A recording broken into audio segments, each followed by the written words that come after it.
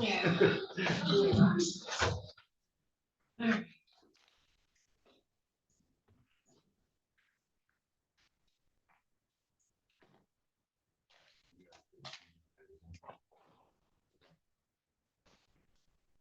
All right, this is docket 26. 1087 CZ, Dana Nessel, Attorney General of the State of Michigan on behalf of the people of the State of Michigan and the Michigan Gaming Control Board versus CalShix LLC, a Delaware corporation based in New York. Counsel, your appearances for the record. Lauren Simons, Assistant Attorney General on behalf of Attorney General Dana Nessel. Recall, Attorney General on behalf of Dana Nessel. Thank you. Good morning, Your Honor. Johann Williams, appearing on behalf of the defendant, CalShix LLC. Good morning, Your Honor. John Unishai, also appearing on behalf of CalShix. Your Honor, good morning. Joshua Sterling, appearing on behalf of CalShix. Thank you. Good morning, Your Honor. Andrew Porter on behalf of CalShix. Good morning, Your Honor. Will Haveman, also on behalf of CalShix. All right, thank you. So there's a lot of you, just for the record, since some of you are not familiar, just make sure that as we address, the court reporter knows who you are. I'm sure she's got where you are, but we need to make sure. And I don't know how you've broken it up, but however you do it is fine as long as you're not talking over each other. Yes, Your Honor. May I raise a matter Yes. first regarding the representation? CalShix filed some motions for admission pro hac vice. They're all fine. As long as you pay the fee, we don't make an issue of that. There's no problem here with that. Those are all granted. That being the case, and Mr. Haveman's going to be representing CalShix today during the proceeding. Okay, I take it there's no objection. All right, it's standard here and we're used to that, so I appreciate you raising that, but yes, all good, welcome. Thank you. One final housekeeping matter. We do have counsel in New York that's appeared on Zoom. Just want Okay. to make sure that's okay with you. They're obviously Yes. just listening in. Oh, that's absolutely fine, and even if you wanted them to be part of your team, we do allow that as well, if they want to put their appearance on the record, if they have something to say, otherwise, certainly anybody can view this. Thank you, Your Honor. Appreciate it. Are they part of your team or just here to view? Part of the team, Your Honor. So would you like their appearances for the record? If they want to address the court, they need to do that. Oh, they're just observing. Oh, they're just observing So that. they don't need to participate. Okay, that's fine. If that changes, let me know. All right. So we have a number of different issues, and I know that we had met, just so we make a record of it, we had met and we talked about some various nuances to the temporary restraining order that would have clarified it as to what was possible and what was impossible. I guess what we have to do, since there was no agreement as to all of you, despite everyone trying, is to have a common sense reading of any allegations on behalf of the Attorney General of any violations, and to the extent that those are violations or not, I'll have to make a decision based on the intent of the restraining order. So I don't know if you're going to bring any of those, but how do you all wish to proceed today? We're happy to proceed. We have present here from GeoComply a witness. Present here from where? From GeoComply witness as well, to address the technicalities and possibility arguments. Great. So would you like to proceed with that? Is that acceptable to you? Sure, it may be useful for the court to know, with respect to the TRO, there have been recent developments that the court may be interested in and may bear on the subsequent discussion. So if with the court's permission. Sure. Do you each want to make an opening statement, or would you like to just address that and you respond, or how? I hate to be so loose about it, but this is, there are monumental issues here, so. I think in terms of an opening, we believe that it is perfectly possible for CalShix to comply with the technical standards set out by the Michigan Gaming Control Board. Okay, you gotta speak up for me, please. Sorry. To comply with the technical Standards set out in the Michigan Gaming Control Board technical bulletin. And we believe that it was also possible for CalShix to comply. It's also possible for CalShix to comply earlier. And as a result, we believe that CalShix has been in contempt of your case order. Counsel? Your Honor, would it be helpful for me to step up to the podium? Yes, I always like the podium, it's better for the court reporter, so podium would be best. And that might get council tables busted, so that's why. I see. Yeah.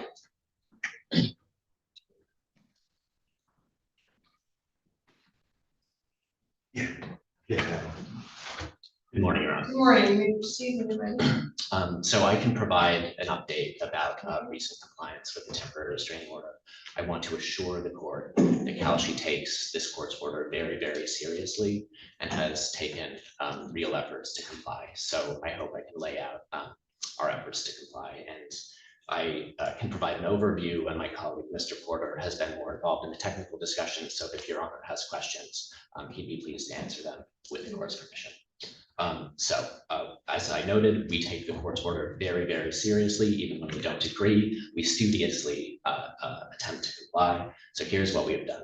Upon a receipt of Your Honor's temporary restraining order, we immediately issued what's called IP geolocation to prevent IP addresses within Michigan from accessing or trading sports contracts. That was done immediately upon receipt of Your Honor's temporary restraining order 2 weeks ago. That's first. Second, Your Honor also requested that that Calshi refund trades between Michigan users and an entity called Calshi Trading, which is a market maker that uses Calshi's platform.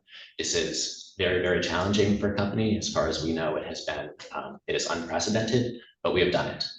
We filed a notice, what's called a notice of emergency rule change with the CFTC, and notified them that what we were doing was identifying trades between Michigan users and Calshi Trading dating back months, and we refunded those trades either to the original trading price, or if the contract was being traded at a higher value now, we made up the difference to make sure that no Michigan user suffered the loss. That's the second point. Third, there has been a colloquy in the dispute between the parties, Your Honor, that we brought to the court's attention about GPS geolocation. So we are already doing IP geolocation, and the question is it feasible to do GPS geolocation? We are in talks with GeoComply right now to figure out whether that is feasible. We hope that it is.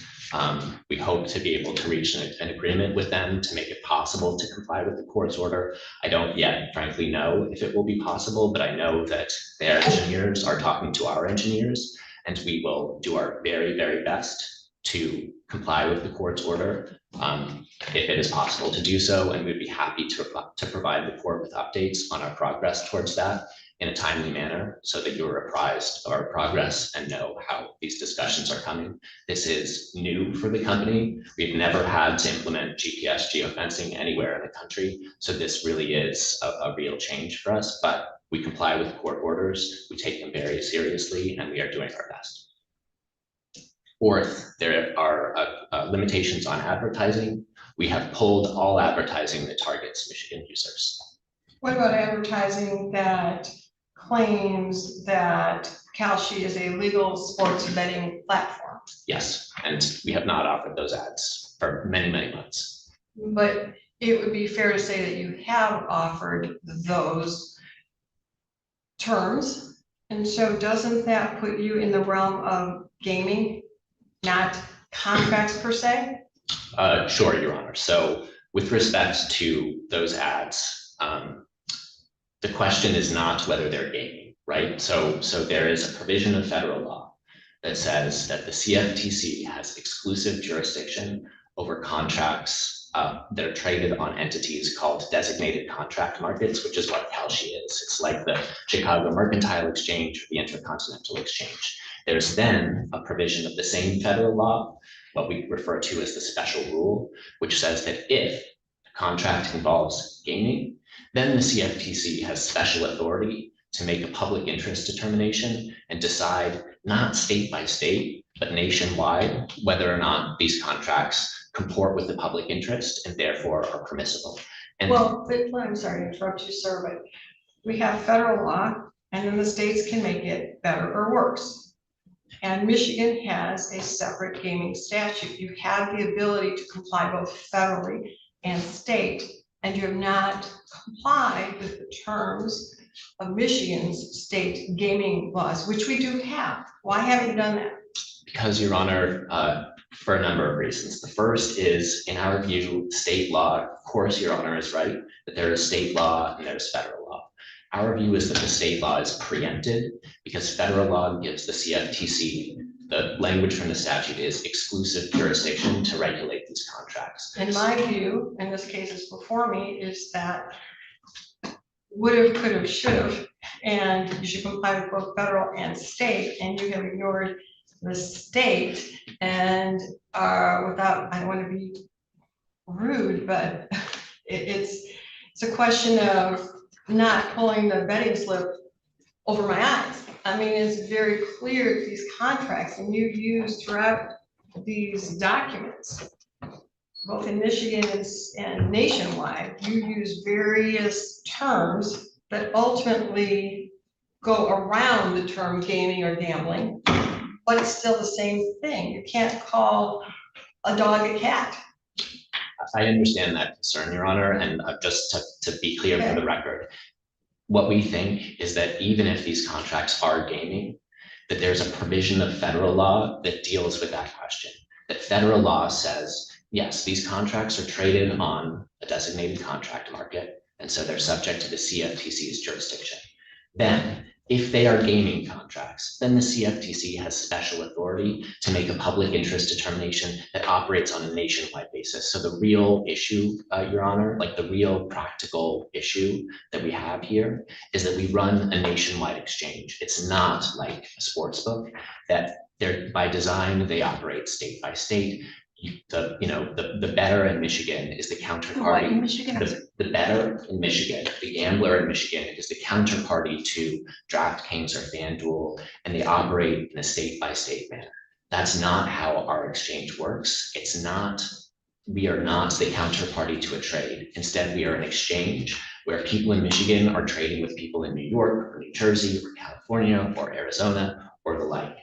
And that's why we have to be subject. That's the decision that Congress made in 1974, why it's so important for us to be subject not to 50 different states' laws, but to one set of federal law. And then Congress gave the CFTC special authority with respect to contracts involving gaming. And the key point, for Your Honor, is that the CFTC is now in the process of doing, I think it was a 250-page notice of proposed rulemaking, where they have said, yes, these contracts are subject to our jurisdiction and we are regulating them.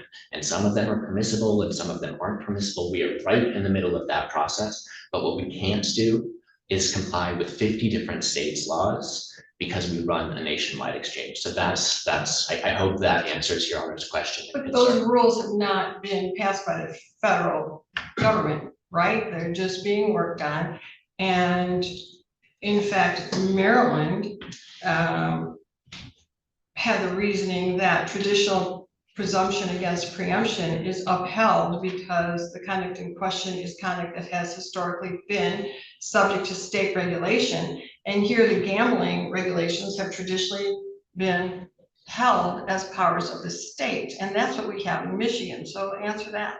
Sure, Your Honor. So you're right, of course, that the district court in Maryland did conclude that. We appealed it.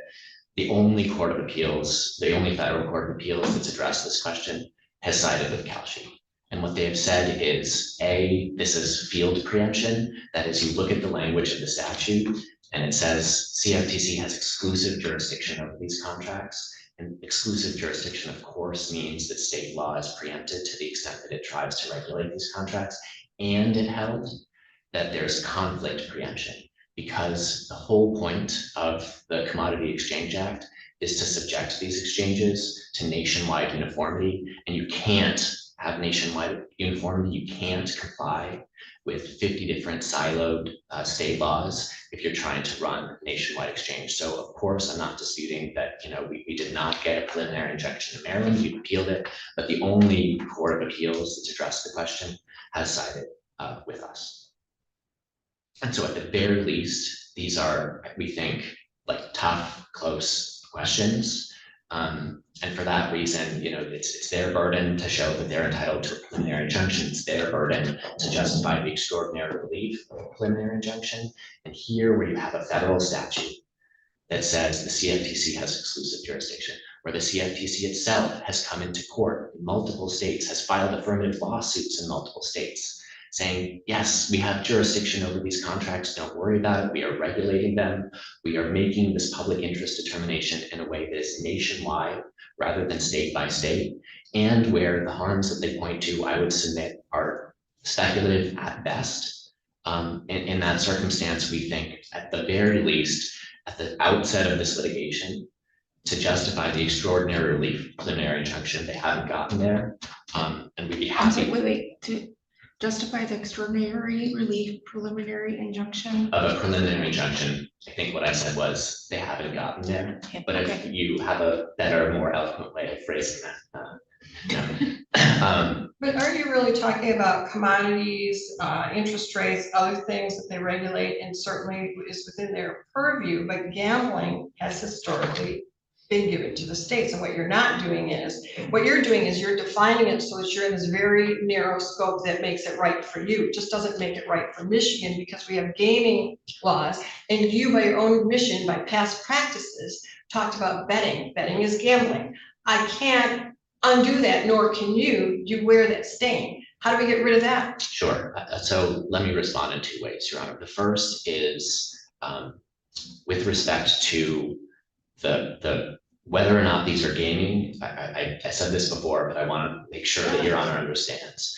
Even if you bind us to those prior statements, even if you say, look, Kalshi said these are bets, that means they're bets, that means these are gaming. That does not, in our view, answer the question as to whether or not these are subject to state versus federal jurisdiction, because federal law preempts state law regardless of the particular type of state statute at issue, right? That is, it doesn't matter if it's a gambling statute, it doesn't matter if it's some other type of statute, it preempts the field. And the way that we especially know that, Your Honor, is that there's a specific reference to gaming in the federal law itself. And gaming contracts, event contracts that involve gaming, are still subject to the CFTC's exclusive jurisdiction. So even if you think this is no different than gambling, and I am happy to explain to Your Honor why we don't think that's true, but I can tell that Your Honor may not be fully persuaded by that. So I'm not, so you can explain away and make your record, because Michigan we do have gaming. yes, And it's under strict scrutiny and it's monitored. And from looking at both sides of this, there is a public interest here that is very significant compared to Kalshi wanting to say, well, you're infringing on this right or that. What about the children who are 12, 13, or are gambling away their college or whatever funds they get? We're addicting children. While that may not be your intent, that is undoubtedly happening. And that is not allowed by our laws, right? We have 21 is the age. And this is so broad, and what you're doing is interfering in our ability to regulate and protect the people of the state of Michigan. sure. So it's not allowed under our laws either. It's not Okay, it's but not it's allowed happening. under federal law. The age limit is 18. So it's not 12 or 13 or 14-year-olds, it's 18. So you're right that that's different. It's 3 years younger. But these are, they're 18-year-olds. They're not minors. So I want to be absolutely clear about that. And that's because there are many states in the country where the gambling age is 18 and people can trade derivatives and other financial instruments at the age of 18. So this is a question for the federal government. Again, the federal government, the CFTC, could say, with respect to certain categories of trades, we think that there are dangers and we think that the age limit should be different for this category of trades. And we don't dispute that. But what we can't do is comply with 50 different state laws that have 50 different, age requirements or geographical requirements or requirements on what can and can't be traded, because it's physically not possible for It us. is physically possible when you have a company that makes 48 billion and growing. How is that not possible? Oh, we haven't made 48 billion, but The reports, I mean, you're into the billions. sure, Your Honor. Okay. Because of the nature of the exchange, right? The nature of the exchange is that we run a nationwide exchange where we connect traders in one state to traders in other states. And so the determination that Congress made in 1974, which is true in our experience, is that you can't have a situation where you're subject to 50 different state laws when you're running a nationwide exchange. You can't comply with all 50 at the same time because many of them have conflicting requirements. Many of them have geographical requirements that you just can't satisfy if you're trying to run a nationwide exchange. So Michigan requires all traders to be physically present in the state of Michigan, for example. Now, if you're running a sports book where the counterparty to the sports book is the Michigan trader and the Michigan trader is the counterparty to the sports book, that is possible. It's possible to say everyone can trade, only people in Michigan can trade. But it is not possible if you're running a nationwide exchange where a Michigan trader is trading with someone in New Jersey, is trading with someone with Arizona, is trading with someone in Tennessee. So that's the problem. And then to get back to a point that Your Honor made earlier, which I want to make sure I address. So I think Your Honor says noted that in your view this is gambling.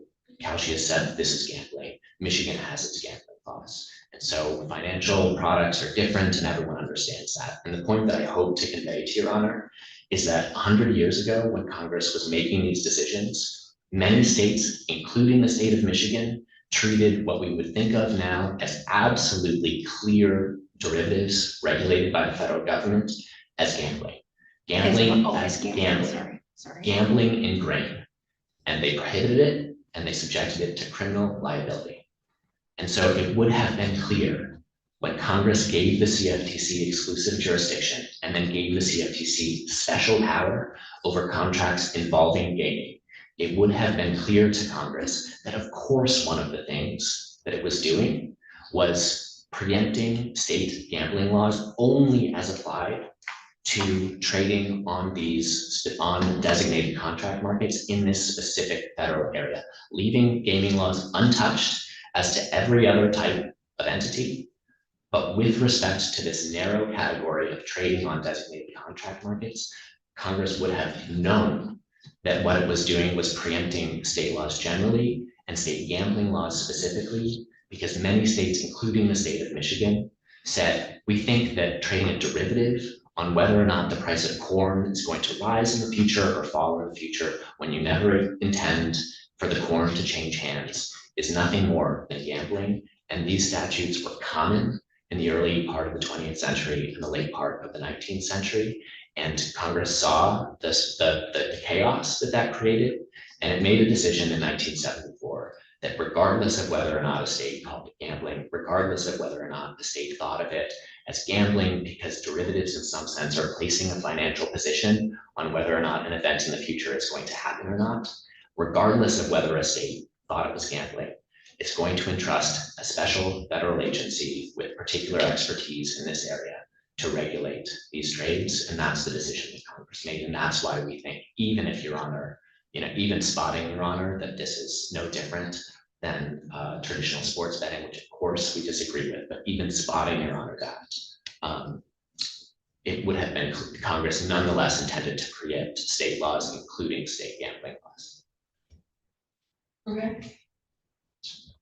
So I think that I hope I've answered or provided Your Honor an update about our compliance with the temporary restraining order. I do really want to emphasize that we have gone to great lengths to comply, and it's not easy. It is, some of this is very new for us, and so but we are doing our best, including with respect to the GPS geofencing piece, and those discussions are underway. So what's the time frame that your experts are saying it will take to comply?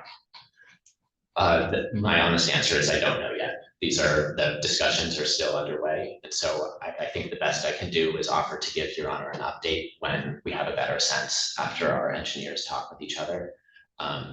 And I know that Your Honor had indicated that there may be an evidentiary hearing necessary if this takes too long, or if we determine that compliance may be impossible. But I don't think we're there yet. I think that we are still trying to figure out if compliance is possible, and we would be happy to provide the court with a timely update. And if the court, If the court has a different preference, we would of course be happy to hear it. Thank you. Thank you very much. Response?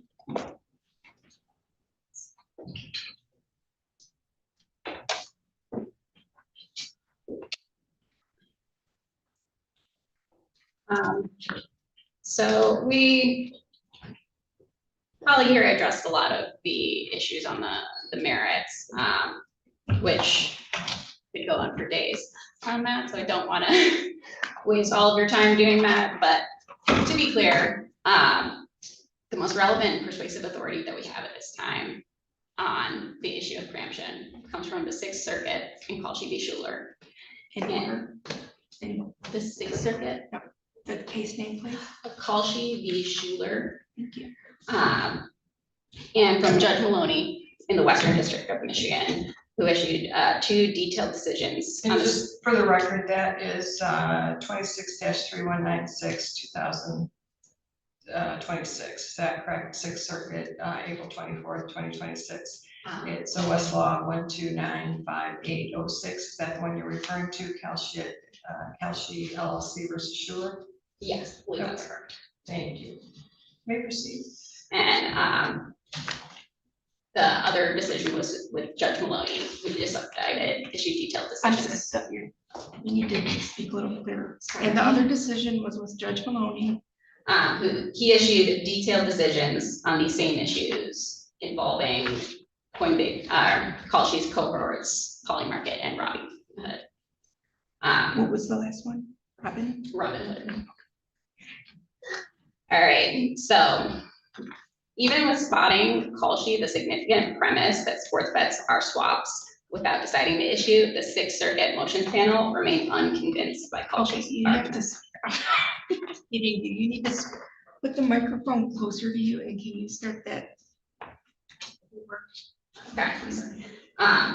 So even with, yeah. Yeah, even with spotting Kalshi the significant premise that sports bets are swaps, without deciding the issue, the Sixth Circuit panel remained unconvinced by Kalshi's arguments. The Sixth Circuit panel. Remained unconvinced by Kalshi's arguments.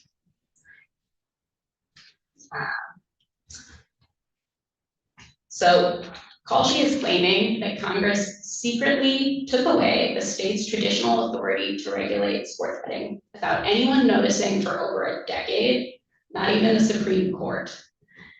After all, the laws relevant here were in place when the Supreme Court reaffirmed that the states are, quote, free to act on the, quote, controversial subject of sports gambling.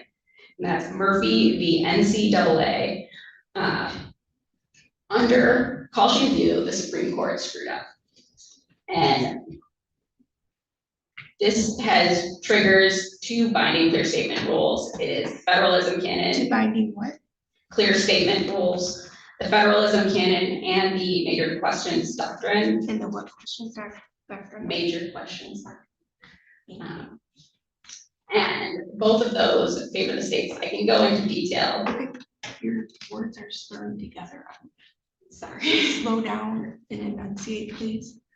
The major questions doctrine and both of those. Doctrines favor the state here. I can go into detail on those, but I think Your Honor already understands those quite well. In terms of Kalshi's express preemption argument, it's completely relying on its claim that courts construe the phrase exclusive jurisdiction in section 2A1A of the Commodity Exchange Act to broadly displace state law. But both the Sixth Circuit and Judge Maloney noted that this would be a pretty unusual express preemption provision. And both noted that the typical provision contains language that uses words like preempt or supersede, which are not present there. And the CEA does use the terms supersede and preempt in other express preemption clauses. Not an issue here. That's in section 1682. 1682, you said? E2. And section 27FB.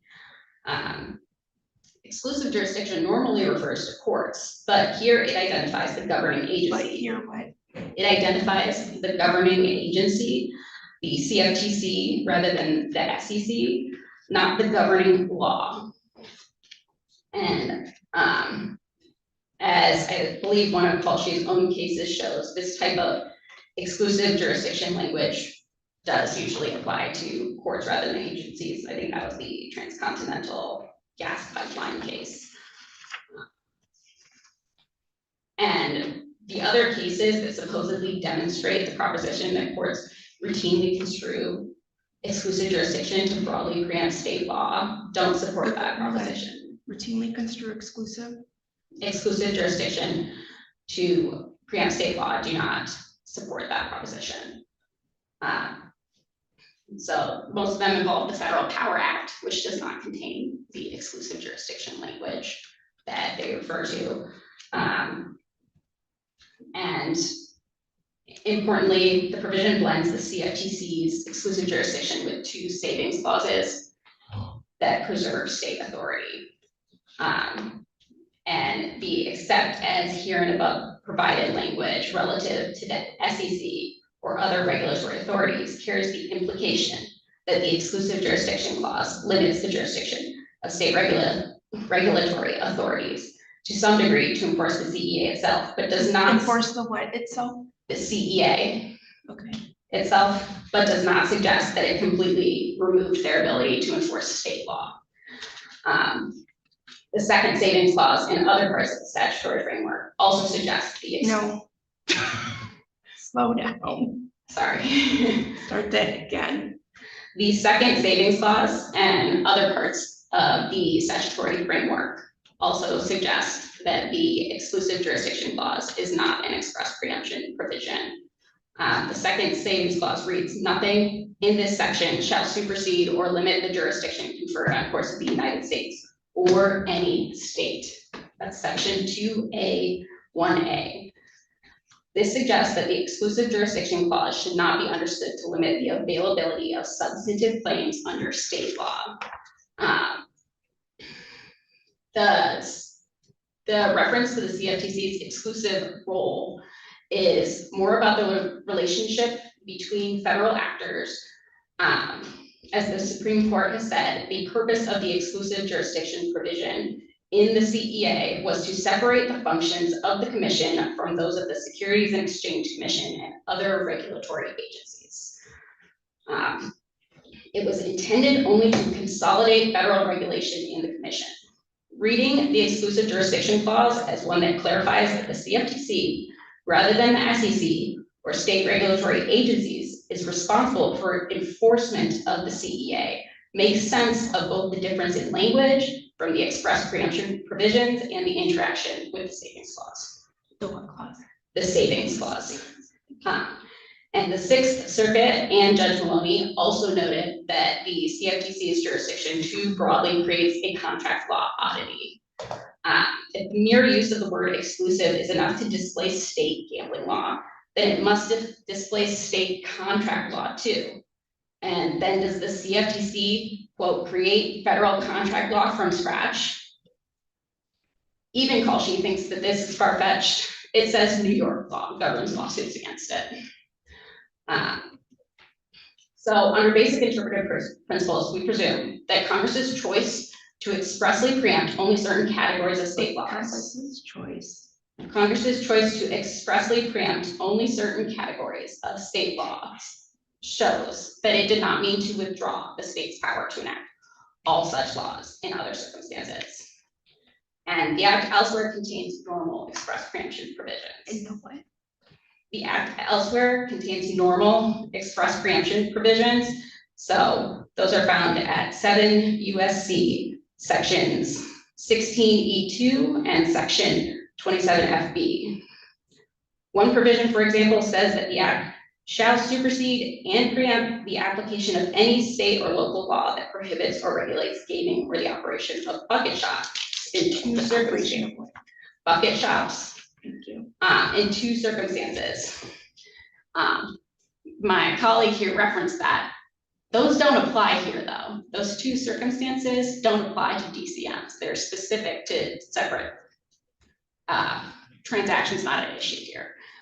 So just to clarify, It does contain normal express preemption language regarding gaming, but not regarding event contracts. And if Congress wanted to preempt state gambling laws, it knew how to do it. It I'm chose. sorry, if Congress wanted to. If Congress wanted to preempt state gambling laws, it knew how to do it and it chose not to.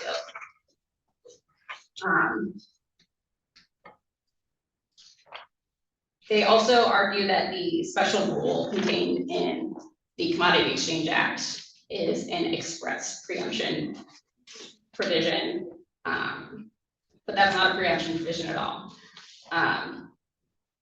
So the authority to review event contracts does not create exclusive jurisdiction regarding gaming. It does not create exclusive jurisdiction. Inherent in Kalshi's argument is the assumption that all event contracts are swaps, but that's not true. The argument ignores that the special rule covers transactions besides swaps, as Judge Maloney pointed out, and it covers the broader category of event contracts. The special rule is a safety valve provision, not a preemption provision. It is a rule that says we want to make sure the CFTC has the authority to say, no, you cannot list things that are illegal under state law or gaming contracts on these markets, and by couching them as something else. So this is exactly what it was designed to prevent. And that doesn't make it under the CFTC's jurisdiction. So regardless of whether the CFTC comes up with new rules now when it is politically expedient, it doesn't matter because the CFTC didn't have jurisdiction in the first place. And what we have to remember too is that this all comes out of Dodd-Frank. What comes out of what? The Dodd-Frank Act, these amendments. DODB. Thank you. And Dodd-Frank was designed to address credit default swaps that exacerbated the financial crisis. And if Your Honor does not believe that Dodd-Frank intended to federalize sports betting and take away the traditional power of the states in addressing the financial crisis, then I think you have to look a little bit closer at this language.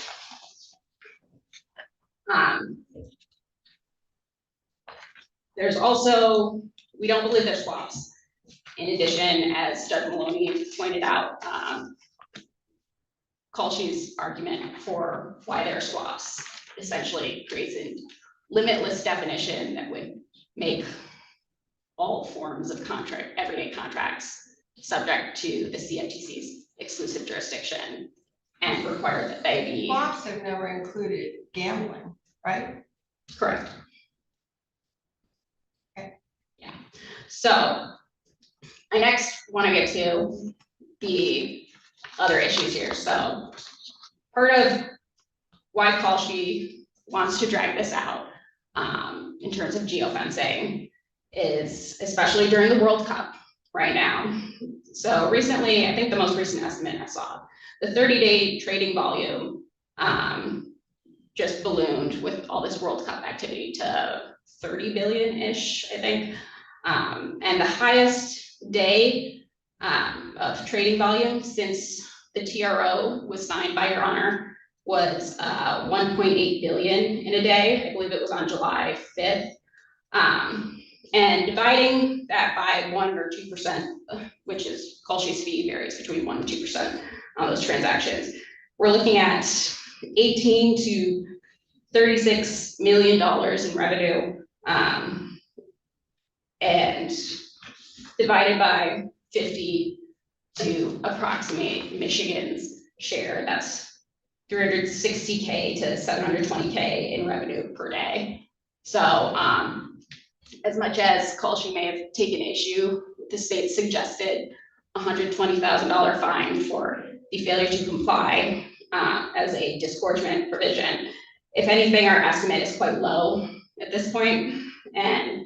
But Kalshi is incentivized to drag this out and avoid geofencing for as long as possible. Is incentivized to drag this out. To drag this out and avoid geofencing for as long as possible, because it is financially worth it to do so. And I think it's good background to have on that issue here. I think Kalshi had filed a response late on Friday, in terms of addressing some of those. I know Your Honor was concerned about extraterritorial effect, and perhaps we can get into that as well with our witness. But essentially, the only possible extraterritorial effect here is incidental, and generally where a state regulates even-handedly to effectuate a legitimate local public interest and its effects on interstate commerce are only incidental, it will be upheld unless the burden imposed on such commerce is clearly excessive in relation to the putative local benefits. So the idea that people outside the state may have to turn on location services, which they do for 60% of the apps on your phone to have functionality, is merely incidental to this legitimate local interest, public interest. And I think Your Honor thoroughly understands what's at stake here for Michigan's youth. It is a huge issue for youth to be gambling at such a young age, so easily accessible, it's in their pocket. And the Michigan legislature has said that we don't want our youth doing that. That they are a group that is in need of protection. And I think if Your Honor doesn't have any questions, I would like to examine our witness here today. You may, All right, I may have some questions after that, but all right, thank you. are they on Zoom? Yes. Can you- They're unmuted. Hello, can you hear me? All right, yeah, and for the record, you are calling, is it Chad Cornett? Yes, Chad Cornett, Your Honor. All right, sir, please raise your right hand. Do you swear or affirm the testimony you're about to provide will be the truth, whole truth, and nothing but the truth under penalty of perjury? I do. Thank you. Put your hand down. Your Honor, Yeah. before we begin, may I just ask, are you contemplating that we would have an opportunity to ask Yes. questions? of the witness? Yeah, always in my courtroom. Okay. Do it till we're done. Thank All you. right, sir, please state and spell your name for the record. My name is Chad Cornett. Could you spell it for the record? Sure, ChadKornett. Thank you. Counsel, you may proceed. All right. Where are you currently employed and what is your title? I'm employed by GeoComply. My title is Senior Vice President of Geolocation. Can you tell us about your educational background? Sure. I hold a Bachelor's of Science in Electrical and Computer Engineering with a minor in mathematics from Rowan University.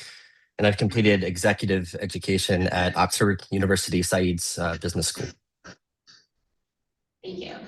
And can you describe your work experience? Sure. I've spent 2 decades working at the intersection of technology and regulated industry compliance. My career has kind of had 2 chapters.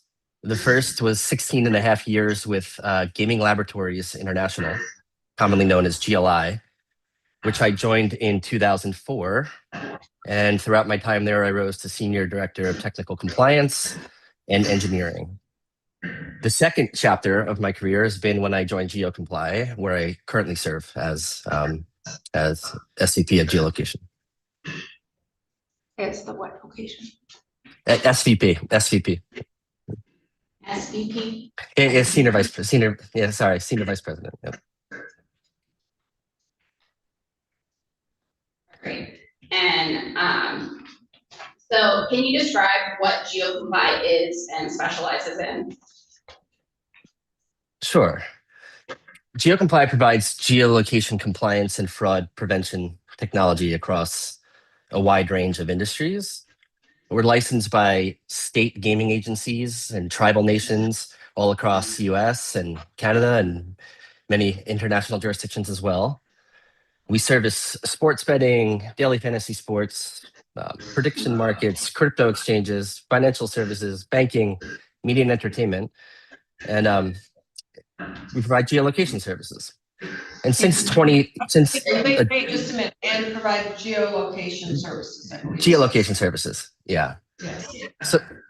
So since 2013, when the online gaming market really opened, online casino started, New Jersey and Delaware, a large portion of the compliance grade geolocation checks across the entire industry have come through GeoComply.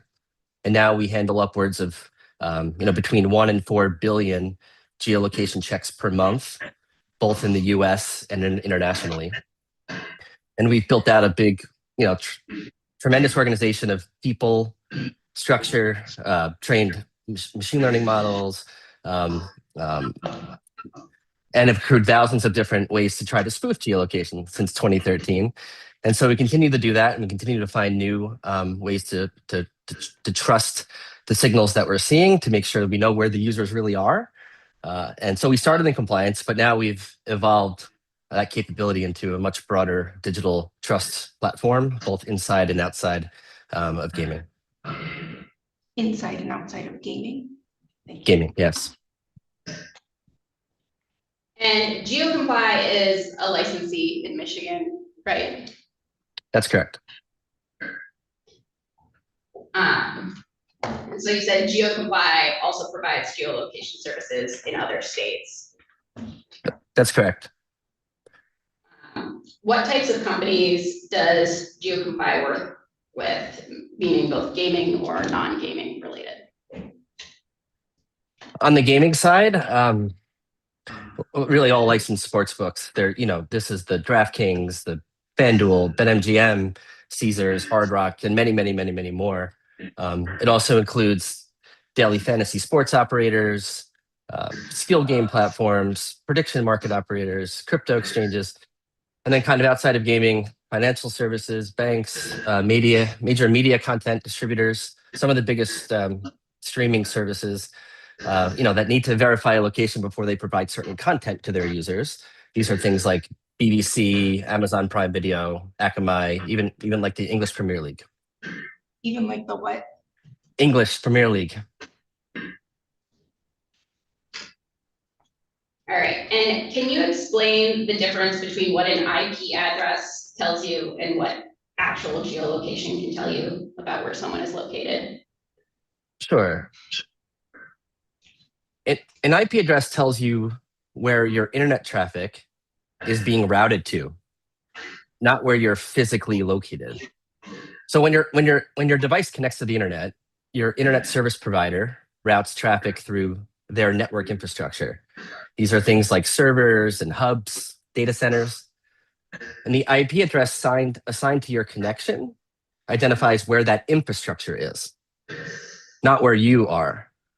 So an easy way that anyone right now can just check and see where their IP infrastructure is just go to a website, go to whatismyip.com, and you'll see where it is. As an example, as I sit here right now on the central east coast of New Jersey, if I open up whatismyip.com on this iPhone, you'll find, this iPhone's connected to my at-home router here. You'll find that it shows me that my internet traffic is being routed to a town. Data what? You'll find that it shows data. That my data is being routed through my Wi-Fi router and into a town a couple towns over from here, about 5 miles west of here, right? But if I turn off my Wi-Fi, so I'm not connected to that router, now I'm communicating through AT&T's network, right? Because that's my internet service provider, my cellular mobile provider. So, sir, let's stop you there. Are you talking about from tower to tower then? Yes. Thank Well, you. yeah. So when it's connected to my at-home router, it's connected through fiber to a local, to a couple towns over. But now that I've turned off my Wi-Fi, now I'm connecting to a tower that is locally. But my data, if I were to go to that same website now on this same device, what is my IP now? Now the fact that my data is traveling through the cell towers, now it's going to tell me that I'm 65 miles northeast of here in New York City. And if I were to do the same thing on this MacBook that I'm using right now for this video conference, my IP would represent, my company has corporate software on here to make sure that it stays safe. And they route my traffic through another town. If I were to check it, it changes from month to month. But right now it's showing a town, Trenton, which is about 50 miles west near Philadelphia, near Pennsylvania.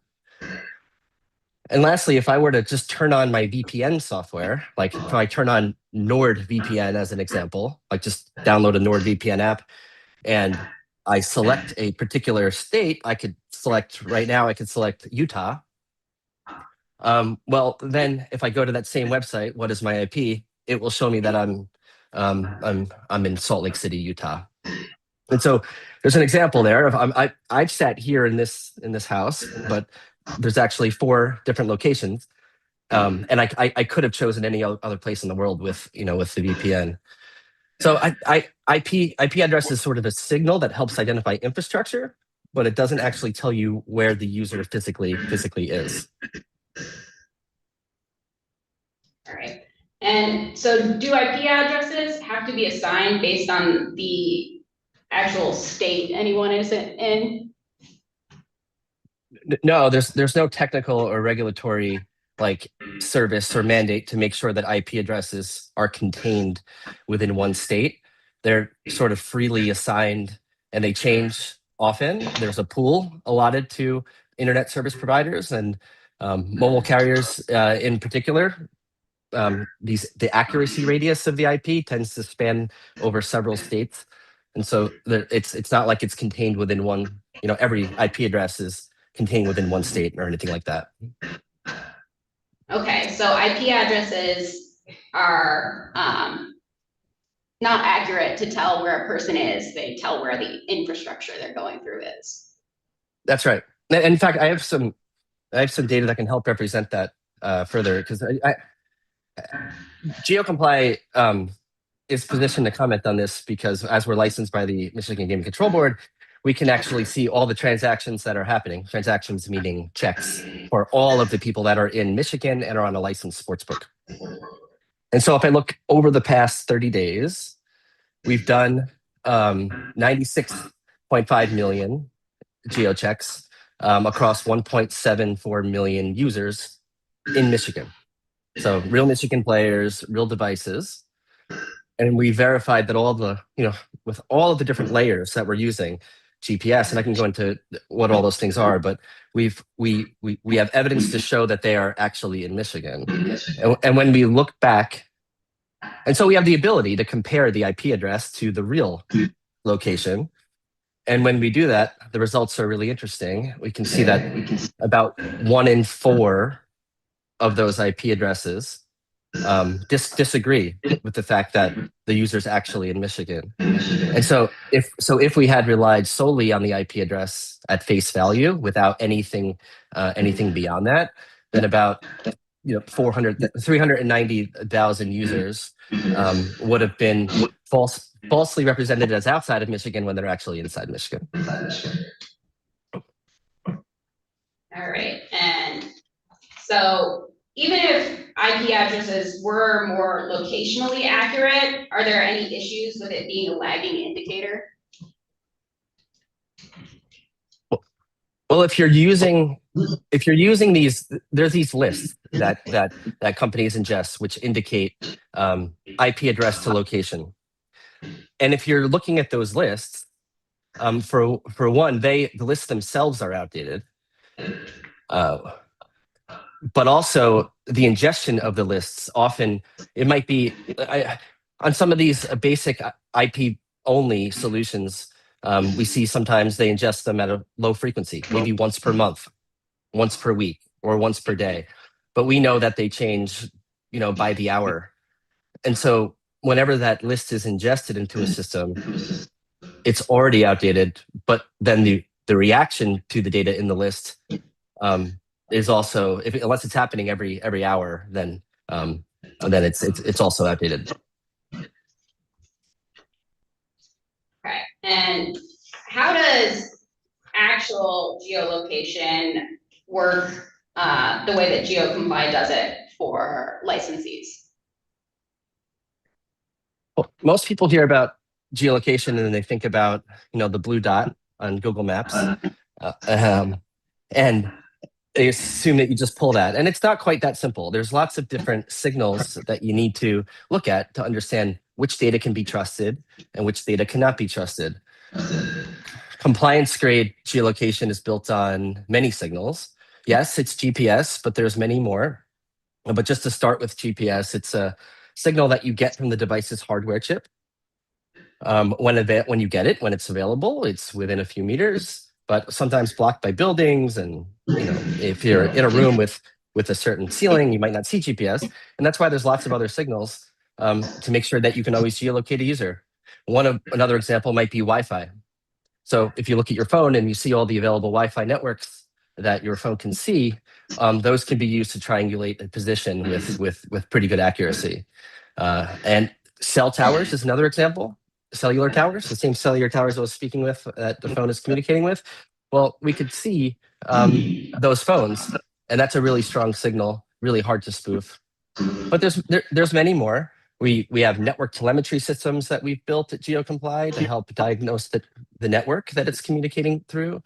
There's lots of other signals, even things like altitude, where if you see outliers, if you see that, for example, the phone's reporting 5,000 feet as an elevation, but you're in Michigan where the maximum peak is like 2,000 feet, that's an outlier. And all of these things, when the signals align, they show that the user's actually where they are.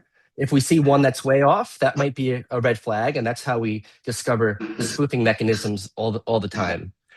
But we're constantly analyzing this ecosystem of signals, and we're able to derive signals that you can trust.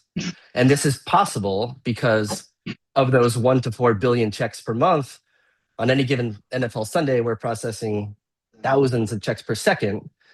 During World Cup, same deal. And we're able to derive the associations. We have 300 dedicated staff who are geolocation experts, data scientists, machine learning specialists, and they do nothing more but understand how location signals work across every device, every operating system, every region. And so every day we become more robust as we apply those learnings. And so that all just, so that when a user logs in, we're able to respond back with a state code that says Michigan or not Michigan, that a customer can trust. So it sounds like there's a lot of complexities in the way that GeoComply has come up with all of its standards. Are you aware of any gaming operators that do geolocation in-house? No, I mean, that doesn't, to my knowledge, that doesn't exist now. I know that there have been companies that have attempted to do that throughout the years. At first, geolocation seems easy. So there's been some companies that have tried to do it. And then they've typically recognized that it's more challenging than originally thought. And then that's why they end up using a licensed geolocation service. So kind of like how companies don't process their own credit card payments. Sure. I mean, like technically a company could learn all of that and build that service into their tech stack, but it's often a distraction for a company because it takes a lot of work to do it correctly. A lot of work and a lot of expertise, right? Yeah, we have over 300 people that are geolocation experts, and that's what we've recognized that we need that. We need that. We need the scale of the data, and we also need the expertise in order to do this job appropriately. And the standards that you use for geolocation, do those align with the minimum standards outlined in the Michigan Gaming Control Board Technical Bulletin 2024-03? Well, every regulated gaming jurisdiction in the United States or around, they all have somewhat different standards, but they all require multi-source geolocation. the same layered approach that I described. There's different standards for different products. GLI 33 is an example of it's the most widely adopted standard for sports betting. GLI 19 covers online casino, also the most widely adopted standard for online casino. But there's other standards for daily fantasy sports. International jurisdictions in Canada and Brazil and others have their own standards. GeoComply understands each of those different standards throughout the different types and different regions, and we apply them appropriately. Can you explain what GLI 33 is? Sure. GLI 33 is a standard, a technical standard that's been issued by Gaming Laboratories International. That is, that's the place that I worked for the first chapter of my career. And it established the technical bar for what an online event wagering system needs to meet, not just for geolocation, but for the whole thing, for basically every technical aspect of the platform. So that would be considered the industry standard for sports betting? Absolutely. Every state has their own, some states expressly adopt it. Some states take the language within it and change it a little bit. But generally, I would say that is the collective average of the most widely adopted standard for that industry. So you mentioned, I think, that some non-gaming companies use geolocation. You said that was banks and other providers like Netflix or something like that. Is that right? Yeah, well, lots of companies use geolocation. I'm not saying that all of those companies use GeoComply, but a lot of them, it's very common that they use geolocation and more than just IP addresses. There's a variety of industries. YouTube TV is an example that they use physical location to determine which local channels and which programming you're entitled to watch. They also would explicitly block VPNs and things like that because they don't want people to be able to access content that they should not. Same thing, Amazon Prime, BBC, Netflix. But then you also have things like in financial services, might be used for a different purpose.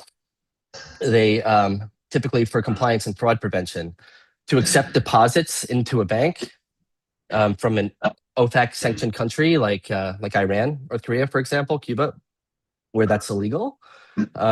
Many financial service companies are now turning on more robust geolocation than IP lists to make sure that they are, can be compliant with those rules. But then beyond the use for compliance purposes, people are using it for anything. DoorDash, Uber. It's becoming quite ubiquitous to sort of turn on location services just to get access to functionality within the apps. So what does it look like for a user on an application or website? On application. On an application or website? What does what look like? Like what are they asked? What's the burden on the user?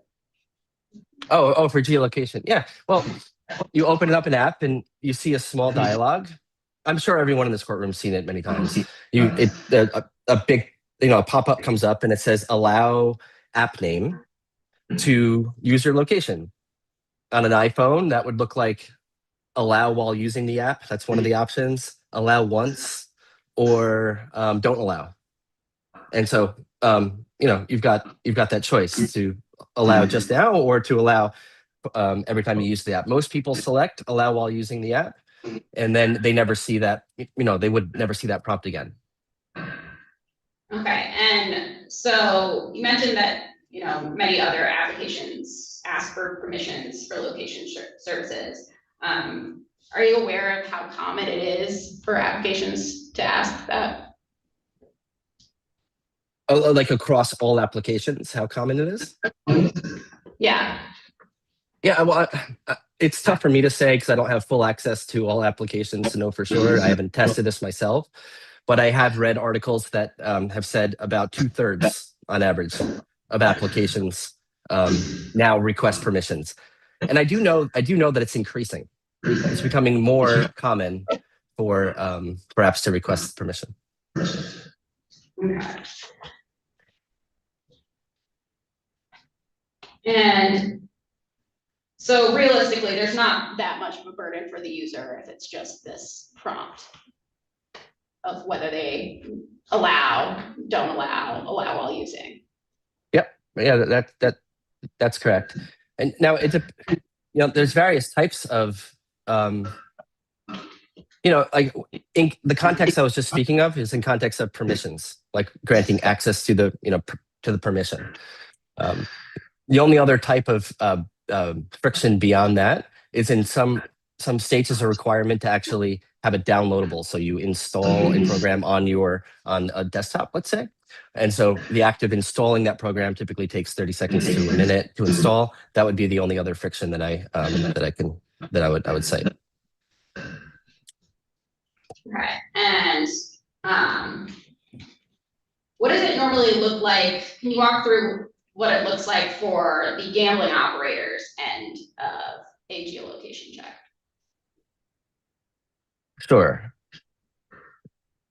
So when a user initiates a session, meaning they open their app, or they go to the website, or they engage with whatever interface they're using, the platform makes a check with the geolocation service provider, and we ultimately respond with the state code, like Michigan or Texas, pass or fail.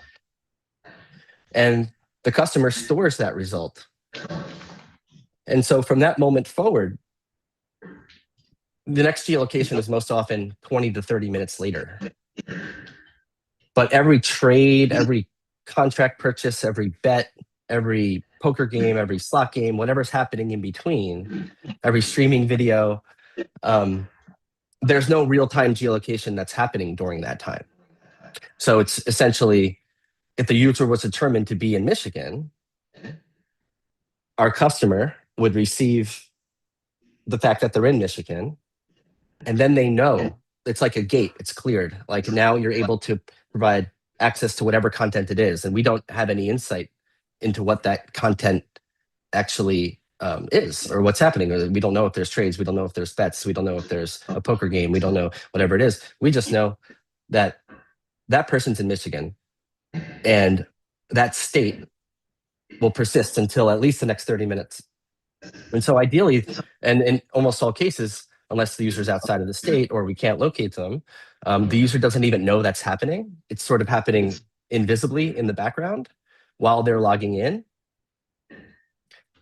And conversely, if the person is not in Michigan, or no, I'm sorry, in this example, they're in Michigan, well, in the case of prediction markets, it's not like sports betting where they would get a hard fail, like they cannot see any of the markets.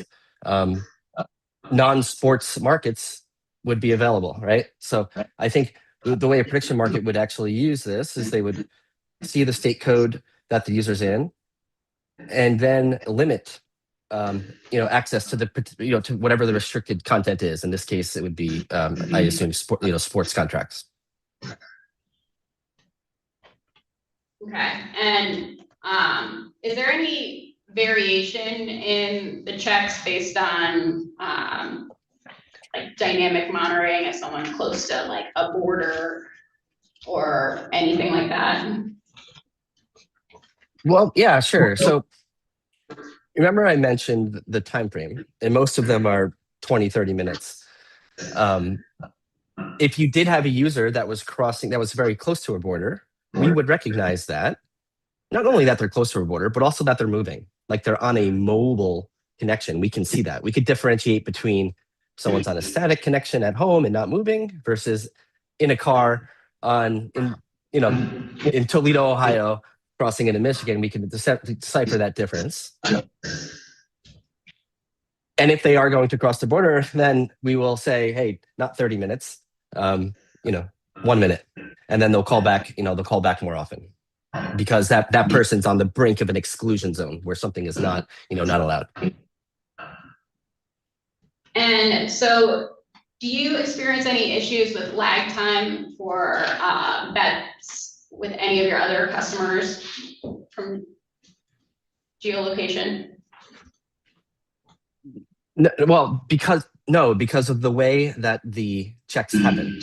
So at the time when someone's actually placing their bet, when they are purchasing a contract, when they are sitting at a poker table, when they are whatever, any of those things, the check has already been complete at the very beginning when they logged in. And so there is no lag time at the time of, transacting. And are you aware of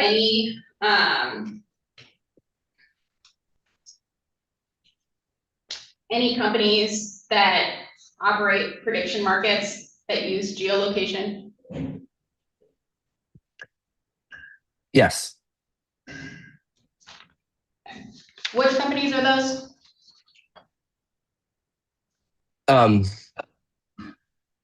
I could give an example of some. Probably the most widely known and licensed would be like DraftKings as an example. Okay, so DraftKings operates prediction markets in other states, but not in Michigan because they are state licensed in Michigan. Right. Well, I believe that there's. You're speaking about sports prediction markets. Yes. Yes. That's accurate. Yes. Specifically. Yeah. Okay. So other companies are doing it. Yes.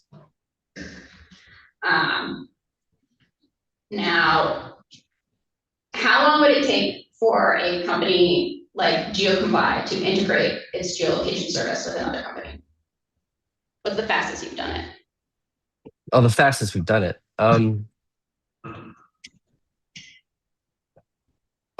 Well, our engineers know it so well that if they were to do it, then if they were actually doing it themselves, it would take a half hour. But it's dependent. We're not doing it. It's our customer that's doing it, right?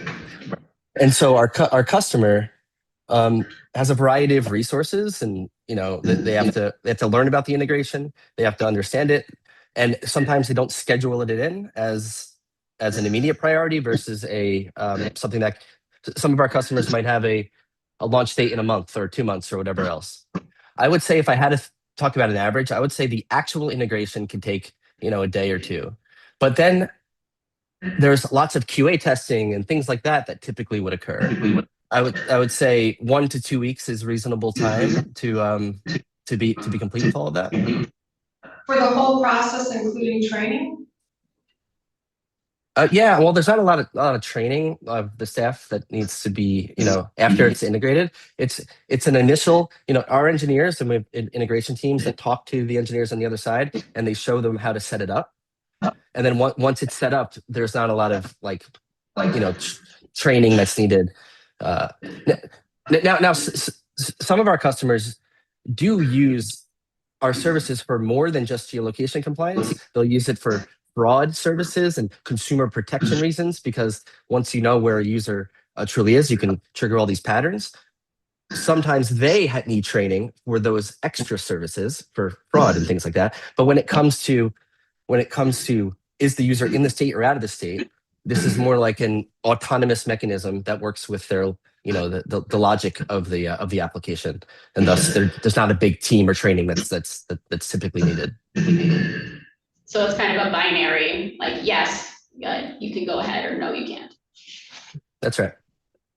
And are there safeguards for both company and consumer? And the second part of that, in regard to the safeguards, is there a failure rate that you are aware of? I'm sorry, I missed the first part of that. So are there safeguards for both the company and consumer who are using this tracking, whatever geolocation? Safeguards. Yeah. So safeguards from what respect? I'm sorry. There's safeguards so it doesn't interfere, so that privacy is there. Is there a way that we can double check to make sure things are being handled properly on both ends and people are being protected as well as the company? I mean, are there Is this just tracking, or is the information that you're tracking, is it safeguarded on both sides and also traceable if there was a question of compliance? I completely understand. Okay, so absolutely. Like within those standards, in each state, there's a requirement to retain the data in specific ways and for certain amounts of time. And we're compliant with all of that. We are often, questioned or audited by regulatory agencies, and we need to provide access to the data. We typically do that in dashboard form. But I also would say that we don't have the PII of the user. So I should have mentioned that earlier, when the company is making a request for a geocheck, they're sending us an anonymous identifier, meaning you wouldn't see Chad Cornett as part of the message. You would see 1, 2, 3, 4, 5, 6, 7 as an example. And then we process the data and then we provide back the signal. But absolutely, we protect all the location data significantly. The amount of security around our system is tremendous. But that is an important point, that it's not names and people, it's sort of anonymous. And is there a failure rate at all that you check? I mean, we are audited regularly, so you would know if there's a failure rate, a leak, something going on. Oh, sure. Yeah, we continuously track the success, of our systems. We track pass rates, meaning how many users are getting through. Through meaning like we've accurately confirmed where they are. And thus can access the system, like the sports betting system as an example. We track how many users we've blocked, meaning how many have inaccurate data sources. And so all the data is stored and retained, and we can slice the data any number of ways. Thank you. You may proceed. Thank you.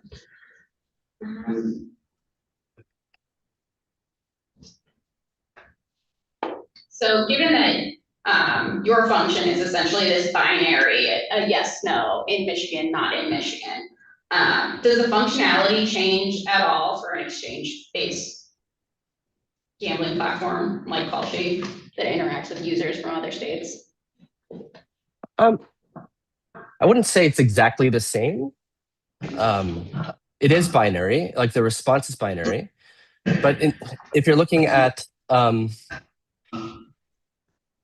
if you're looking at in the world of sports betting, it's the game is keeping people outside of Michigan, right? If you're outside of Michigan, then they get a failure. If you're inside Michigan, they get a pass, right? We're kind of flipping that now with predictions, in that if you're in Michigan, they get a fail, and if they're outside of Michigan, then depending on the rules of that particular state, they're able to play. So I know that our engineering teams are speaking with Callsheet Engineering's teams, and I know there's a strong desire to remove any sort of friction that exists for users outside of Michigan. And so we are able to use our technology to limit the amount of step-ups to request location permissions, where we're able to do so and confidently do so outside of Michigan. And so the aim is for, if you're sitting in California or Texas, and we're sure that there's no attempt to manipulate your location, then they don't even need to see a pop-up is the goal. Whereas if they're actually in Michigan, then it would be more binary. So it's very close to what we see in sports betting, but it's slightly nuanced. Is that what's done for DraftKings?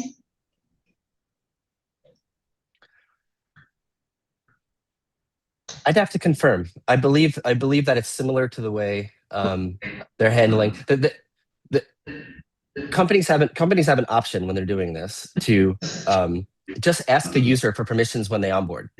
A lot of the sports betting companies do that because that's what's normal to their business.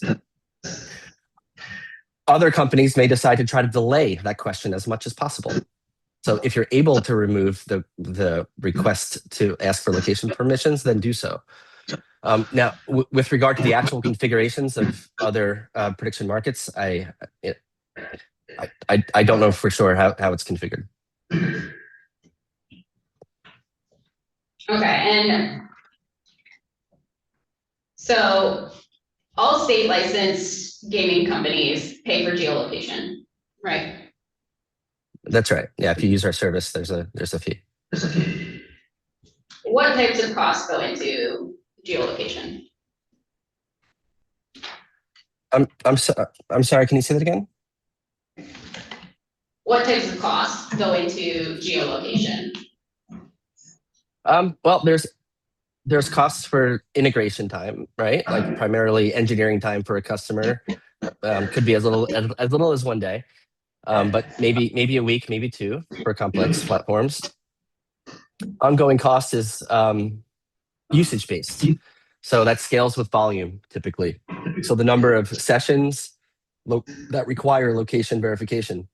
So it's not really like a capital infrastructure investment. It's more of a recurring operational cost that typically decreases as volume grows. I'm less involved in the details of our like the business and our contracts and user base and things like that. I'm more into the integration of technology and those things. But I know that each customer does negotiate a contract with with our business teams based on the unique details of their platform. And have companies with a valuation lower than Kalshi's most recent 22 billion? Lower than what? Than Kalshi's most recent $22 billion valuation and current $40 billion funding round valuation been able to afford geolocation services? I don't know personally the evaluations of the companies. Those sound like big numbers. I know that there are small companies that we work with. Just think of all the licensees in Michigan and many of the other states. Yeah, I'd imagine it would be less than that. And what does the cost look like per GPS check? Well, there's lots of different ways that our business teams and our contracts charge. Sometimes it's monthly active users. So it's kind of the geolocation checks themselves are, no matter how many there are, it doesn't matter. In other cases, it is per check. So customers have options, and it really varies depending on the business. There's different volumes and scales, different user activities. Sometimes the sessions are very long and require multiple checks per session. Other times it's very quick in and out. And so it varies. Okay, so this has not been cost prohibitive. A cost prohibitive service for companies. No. I'm sorry, Objection to the form of the question, Your Honor, is calling for speculation about another company's business. rephrase, Steve.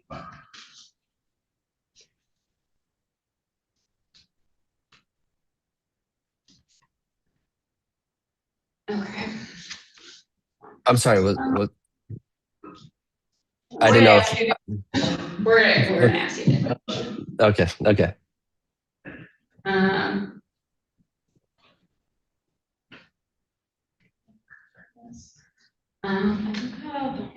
see.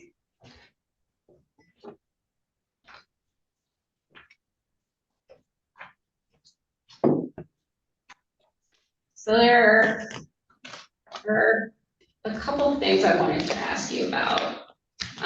And I just want you a confirmation on whether this statement is accurate. And I'm reading from the statement that Luana Lopez submitted via the CFTC portal in recent comments. CFTC portal regarding their notice of proposed rulemaking. So it is a public record. Objection, Your Honor. I'm not sure what this document is being used for, but it sounds like potentially hearsay. This is a public record. Have you provided it to counsel? Do you know what she's referring to? I can provide you a copy. I can take a look at it, but either way, whether it's a public record or not, it's an out of court statement.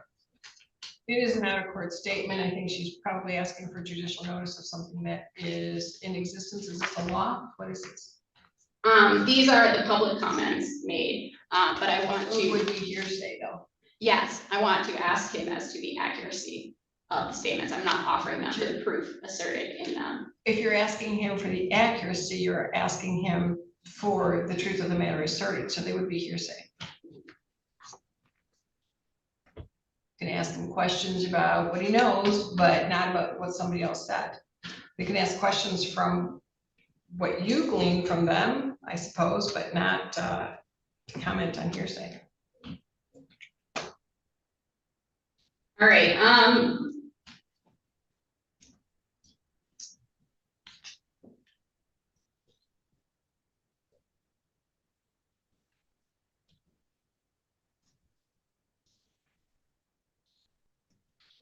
Do you need a few minutes? no, I think, our IP-based geoblocks measures that are circumvented daily, Our IP-based geo blocks geoblocks, with a B yeah, and what's the rest of it. measures that are circumvented daily. Thank you. Geo blocks. I'm going to assume, Specifically, like, I think I'll interpret that question as, do users circumvent geolocation system using, do users circumvent IP-based geolocation systems? correct, Oh, yeah, yeah, I mean, yes, absolutely. Like it's VPNs are one example of location spoofing tools used to spoof your location.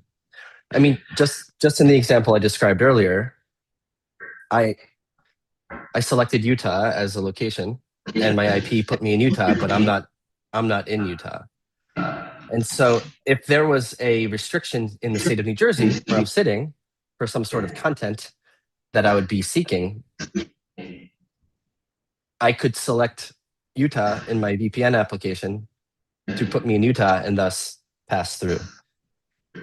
There's lots of these tools that do that. yeah, so are VPNs widely available? Yes. Are they easily configured? Yes. And can they defeat IP checks at trivial cost? And can they what? Defeat IP checks at trivial cost. Yes.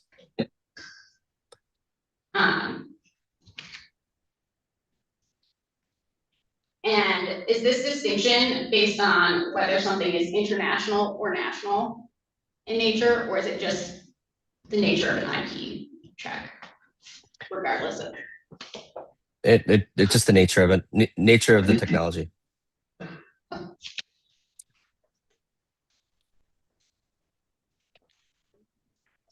think that is all I have this time. Thank you.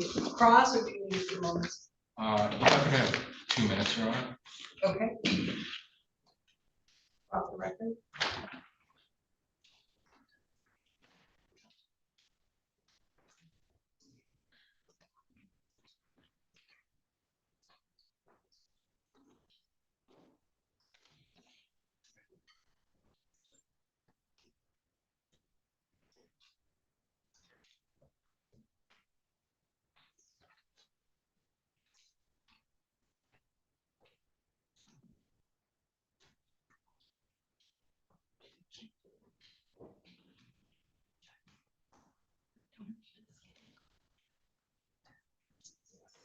Okay.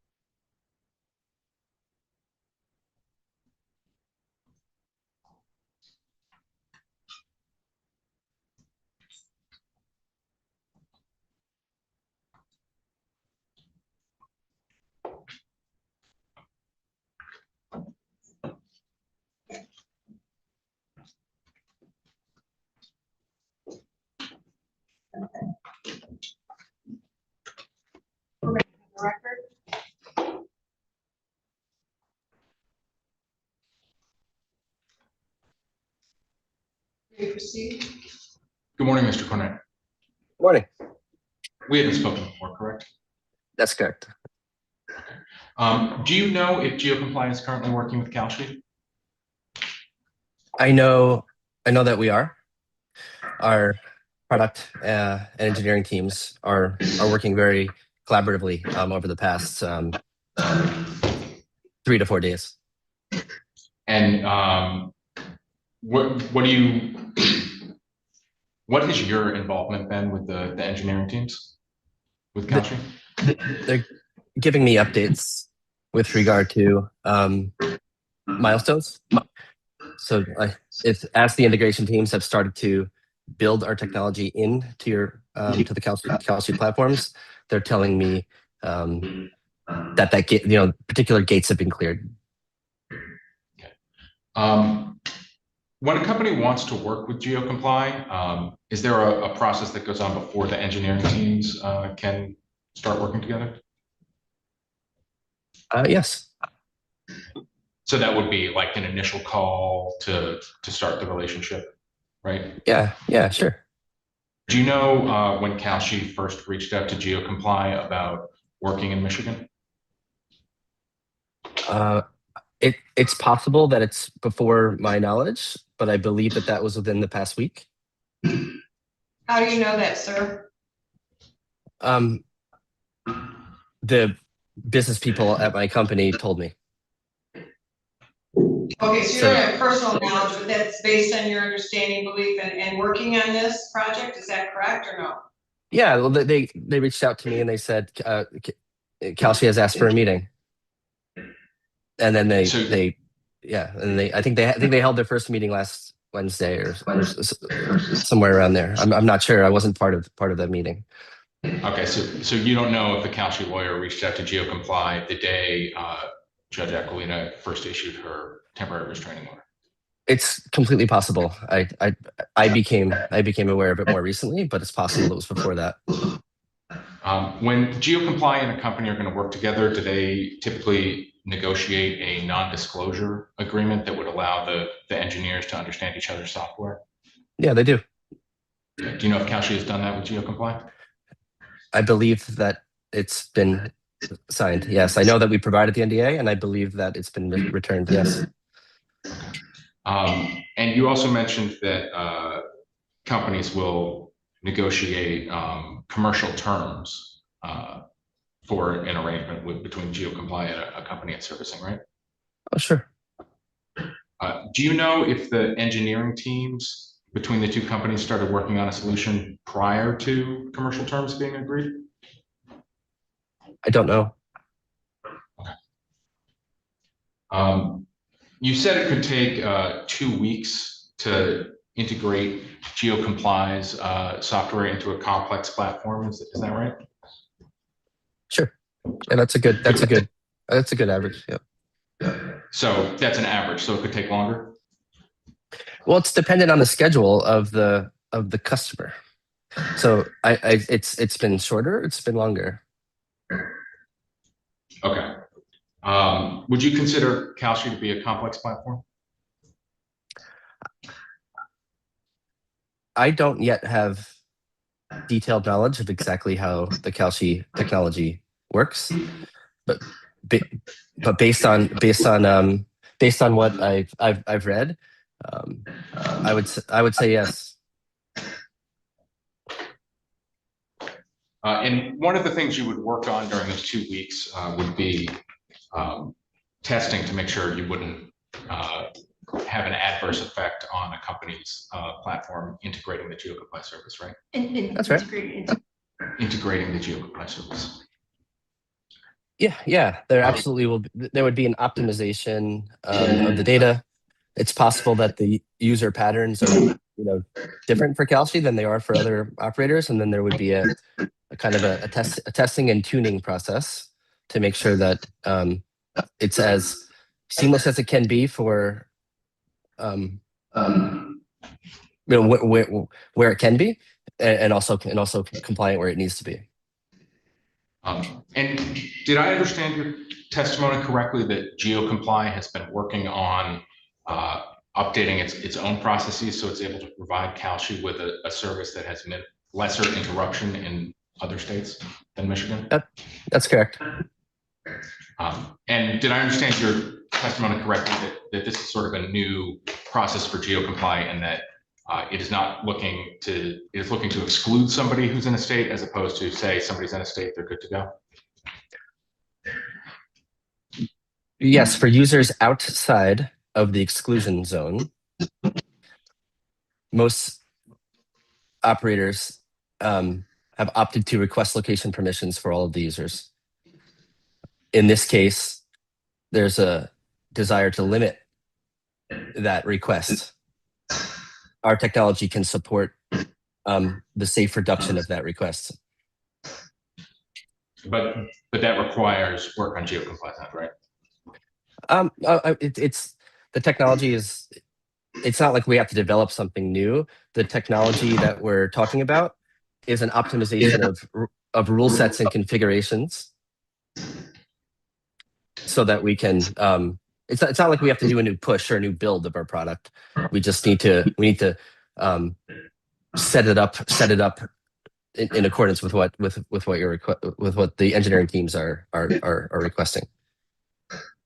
Thank you. Does that still fit within the time frame, or have you considered that within those 2 weeks, maybe 2 weeks to 4 weeks time frame? Well, I don't know the full extent at which, what the requests are going to be. And so I would say if we knew for sure right now exactly what the intended experience was, then I would say yes. But there's a chance there could be a discussion and that could change as we proceed.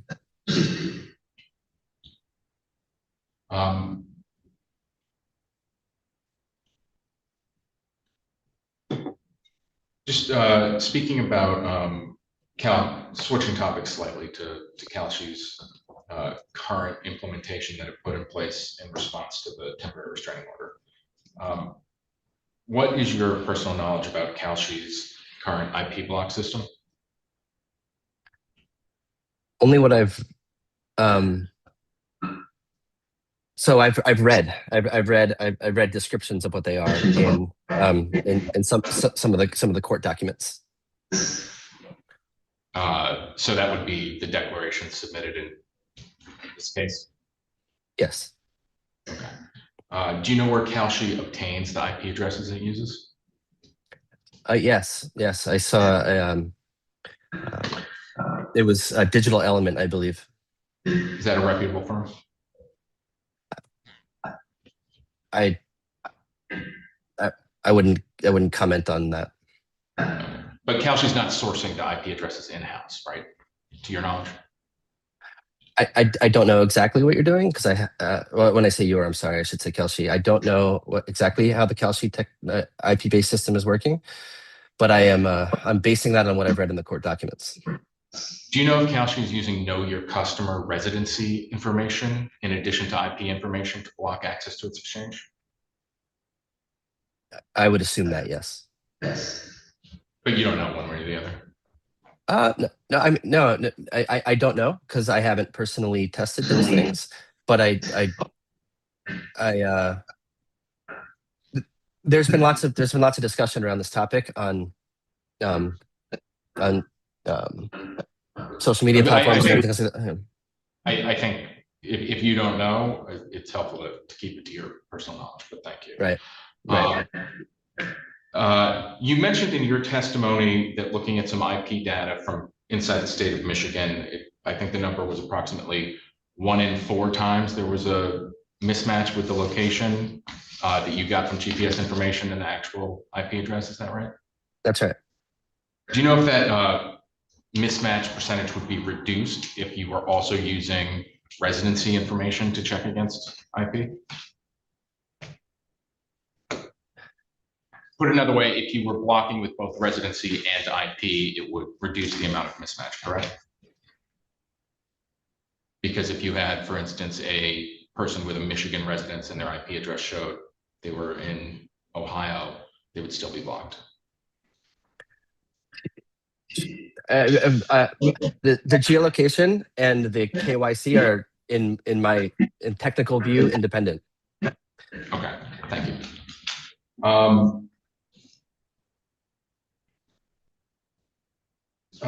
You testified some about DraftKings. Is that right? You recall that? Yes, yes. The council asked for an example of a prediction market that we're integrated with. And you're aware that DraftKings operates using an integrated app that steers users either to a state-regulated sportsbook or a prediction market based on what state they're in. Is that right? I believe that's true. I think there's various entry points into the user experience. It could be a website, could be an app, could be a dedicated app.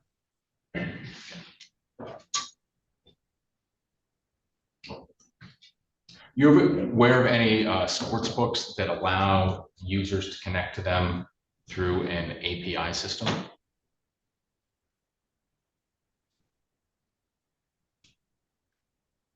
Well, I know that there are APIs in some sports books with regard to the trading aspect, meaning understanding the lines and getting them and being able to analyze them. But that's perhaps different than actually placing or purchasing, a contract. It's more for analytical purposes.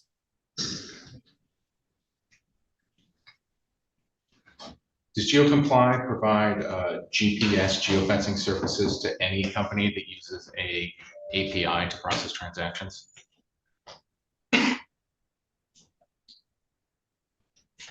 API to process transactions is... Or that allows users to trade through an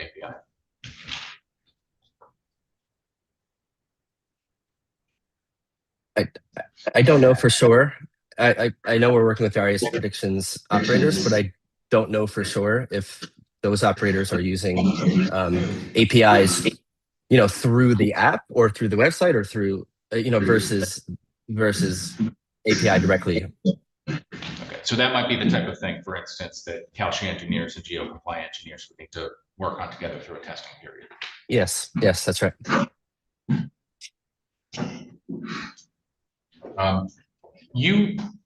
Just a general geolocation question, and you can't know where someone is until you do an initial geolocation check, right?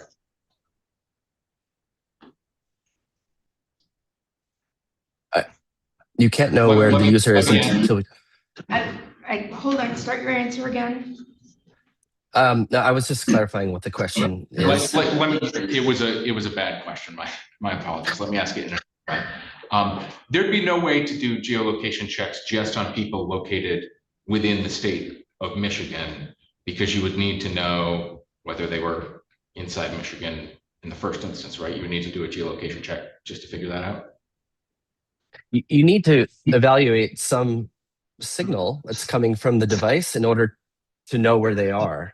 Now, you don't need to do a full geolocation check using all of the available permissions and data. You can conclude that in some cases based on passive signals without the user, without doing a full... I guess what I'm saying is there's grades to the geolocation checks. And sometimes we could do it without a location permission, and sometimes we cannot. The last question, Mr. Cornett, have the engineers on your engineering team that have been working with Calci reported to you that Calci has done anything other than work in a productive manner trying to get GeoComply services integrated into Calci? I've heard very, very positive things about the engagement. Thank you, Mr. Cornett. Appreciate it. Redirect.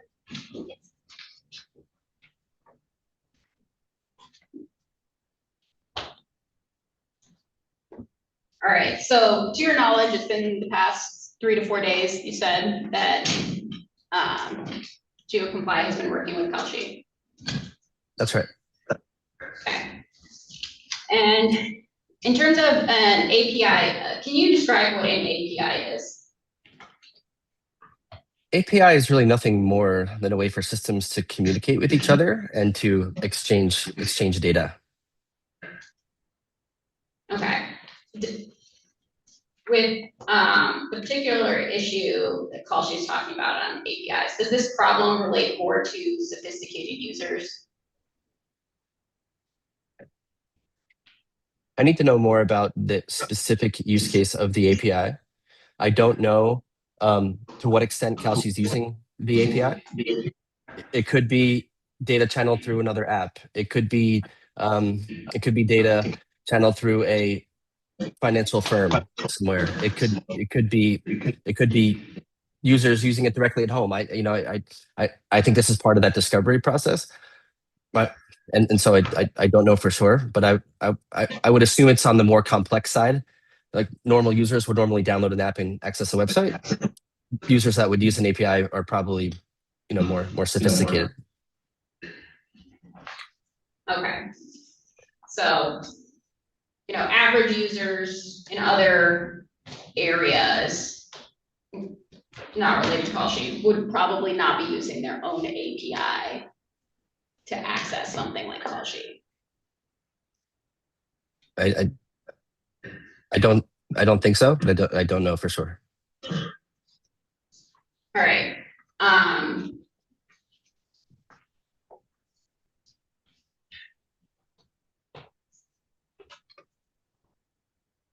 think that's all I have. All right, thank you.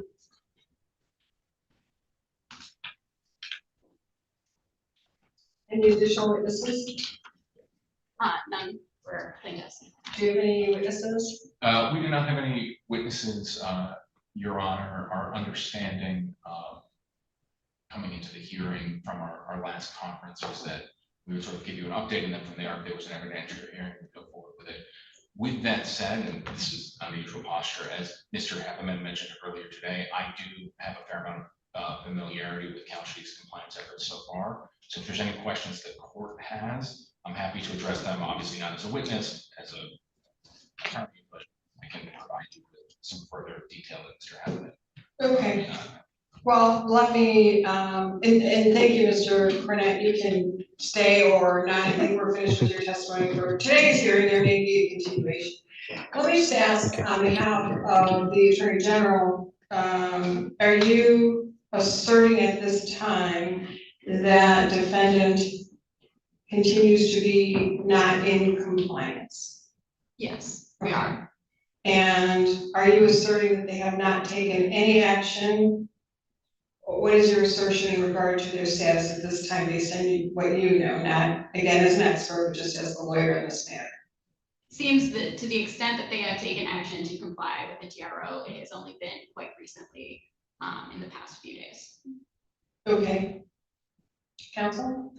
Thank you, Your Honor. So I think you have a declaration from our motion to dissolve that explained this. But the afternoon that Kalshi received your order, it immediately put into place both an IP and residency geoblock.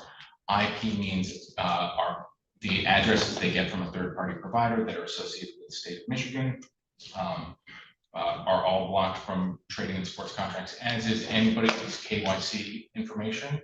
And there are, for DCM, robust KYC requirements imposed by the federal government, and it is illegal to lie to a DCM about the state you reside in. Anybody whose KYC information identifies them as a Michigan resident. I'm sorry, KYC. KYC, know your customer. Information. Let's just pause for a minute. We just went down, and I know your team is watching. I do not know why. It's probably the crazy weather we've had. Let's just get back. Yeah, I think we just lost the internet. One moment. See if we can get everybody back up. In the meantime, I'll step forward. Thanks.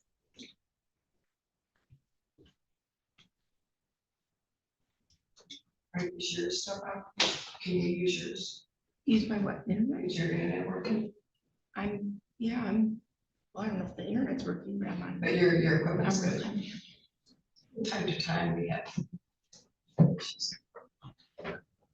Yeah, it does say no internet access for me also. Yeah, I'm not getting any internet connection. You have no internet.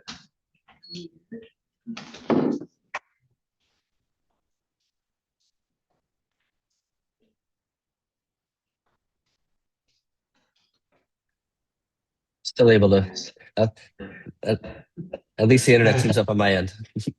Oh, you're out? We're just Yes. not seeing it? That's weird. Like the Zoom meeting still, like, we just got kicked out because our internet went down, but somehow it's still connected via the Polycom. I don't know. I don't know, I can't see anybody, but we can proceed if everybody's on. I just don't want half the team to not listen. From my side, it looks like all of the participants are still on. There's 16 participants in the meeting currently. Nobody's still, or no, we don't know. I have no idea. All right, It well, let's shut, just proceed, I guess. it shut everything on my computer. I don't know why we can't see it, but there we go. Council, you may proceed. Thank you, Your Honor. So as I stated, the afternoon your order came out, they implemented the KYC to stop all Michigan residents from trading and the IP check. I don't have up to the minute numbers, but I know tens of thousands of Michigan accounts have been blocked. And that is individual accounts, not individual times trading, but they get a block message. It keeps them from trading. We've heard people in Michigan have contacted Calstream to ask about it. So I tested it myself when I landed yesterday.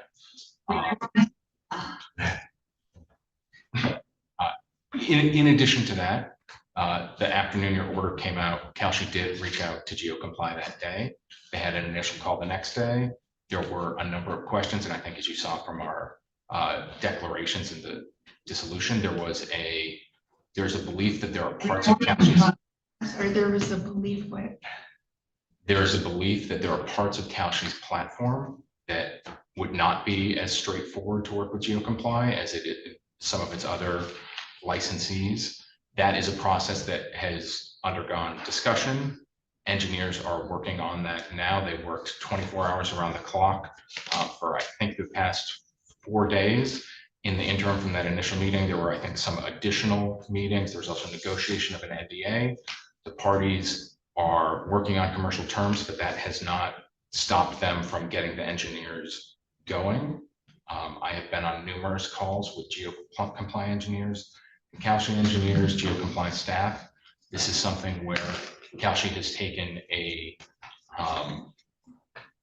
very serious approach to trying to get this integrated. It is something that Calstream is building from the ground up.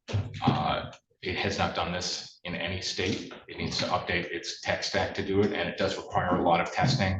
There are obligations as a federal exchange about not going down, about making sure it's available for people in other states to be able to exit and enter positions. So the testing is particularly important here. That GeoComply has provided the software to Calstream, what's called a sandbox environment for testing. They're building out right now a version of Calstream's code that incorporates parts of GeoComply for this service. And what Mr. Haveman said earlier this morning is true. We're just not in a place because of that testing where we can give you an estimate. I'd be happy to report back a week from today, at the end of this week, whenever your honor would like, but it is something we are working on as fast as we can, because we do, and this has been from the very beginning of Calstream, we respect court orders, we appreciate regulation.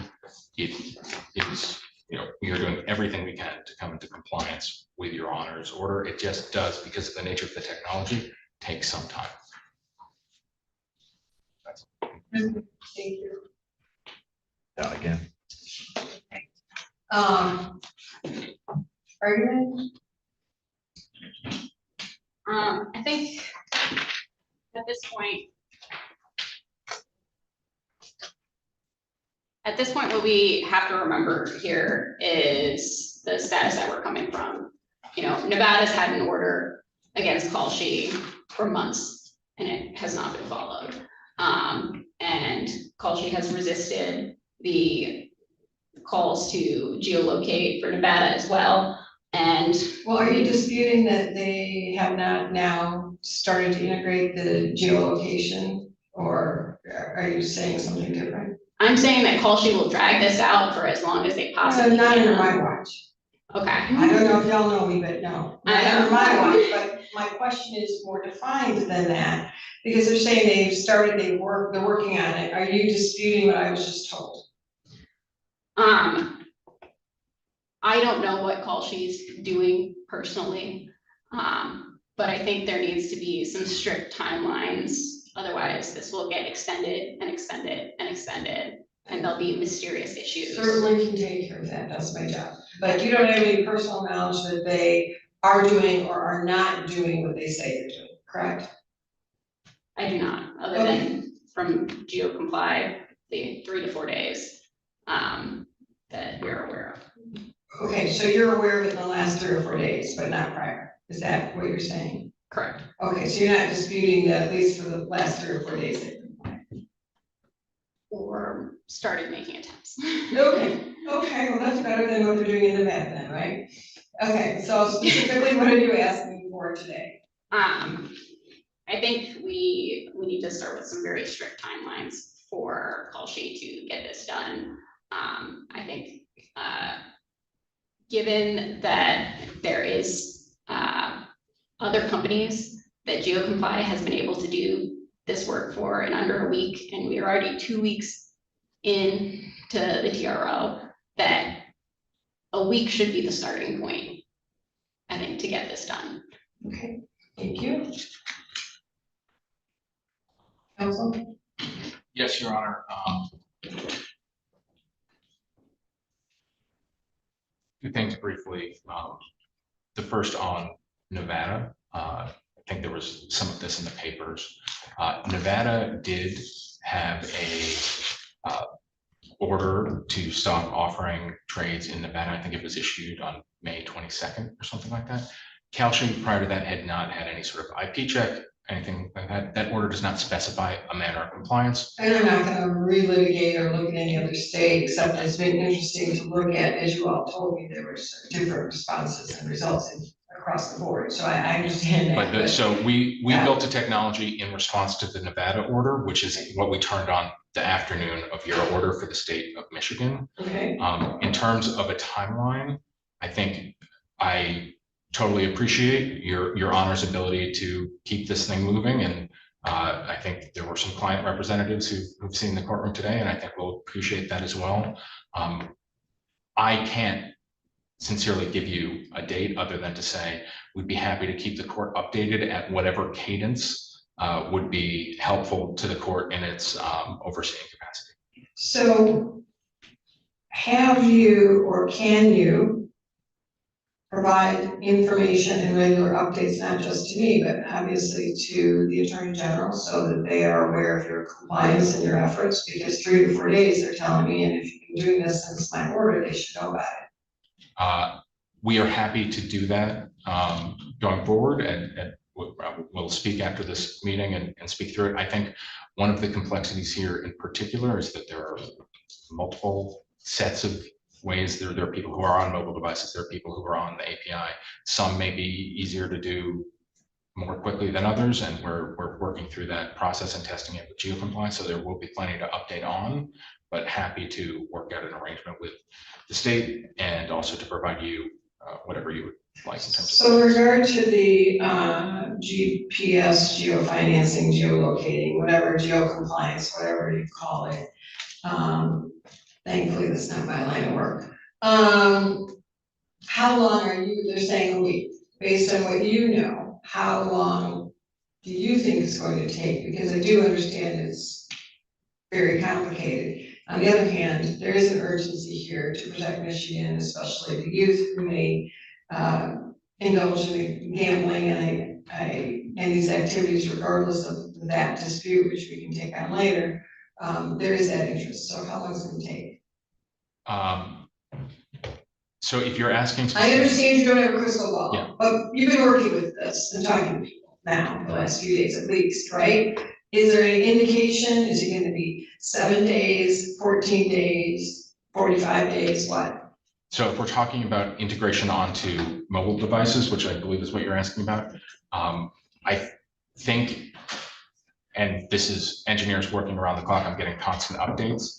I would think we could certainly do it within 14 days would be my hope, but that is a caveat subject to a lot of testing and checking. But as soon as we could do it, we would, and including if I think there were pieces that were ready earlier than other pieces, if it was possible. This is not my area either, Your Honor, so I'm hesitant to give out anything other than say, I could certainly by Wednesday, I could give a more definitive update on where Okay. things are. So tell me this, when you say mobile devices, we're also including computers, iPads, we're talking about all technology, correct? That these beds could be placed in. So I think there's a difference between, and I believe this is what the state was referring to, cell phones that have sort of pick up Bluetooth and have a GPS transmitter in it are a different animal versus computers, where I think the witness testified you would need to download, everybody would need to download a piece of software across the country to have that work. That is a challenge. And so my understanding from talking with engineers is that I think it's a little more straightforward on the mobile phones, which is, I think what the state referred to as the place where like typical consumers are accessing this, and that accords with my understanding as well. So I think that's again, this is really, you can tell this is stretching the, I learned a lot over the past week, but not quite as much as I would have hoped. Me too. So the long-term goal though would be on all devices, all platforms, it would be regulated. So is there, you can work with your people to figure out, or you can all work together to figure out how one will take over all? Yes, Your Honor. Okay, anything else, Sean? No, Your Honor, thank you very much. Okay.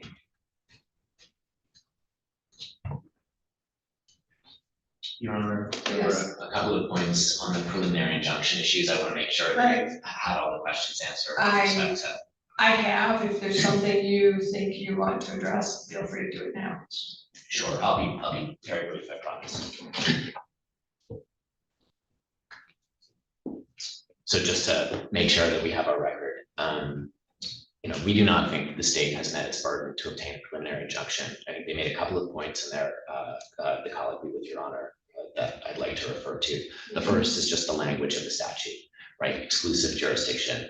I think the state's contention to you was that exclusive jurisdiction does not convey preemption, and it does.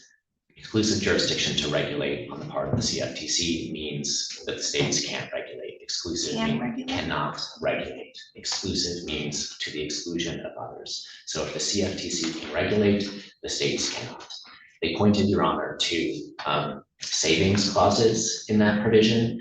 The savings clause of the Commodity Exchange Act says, except as here and above provided by the grant of exclusive jurisdiction to the CFTC, the state shall retain their power. And the reason Congress added that proviso, except as here and above provided, was expressly to ensure that courts would not construe the CEA, the Commodity Exchange Act, in the way the state is asking Your Honor to construe it. They also referred to other express preemption provisions elsewhere in the Commodity Exchange Act.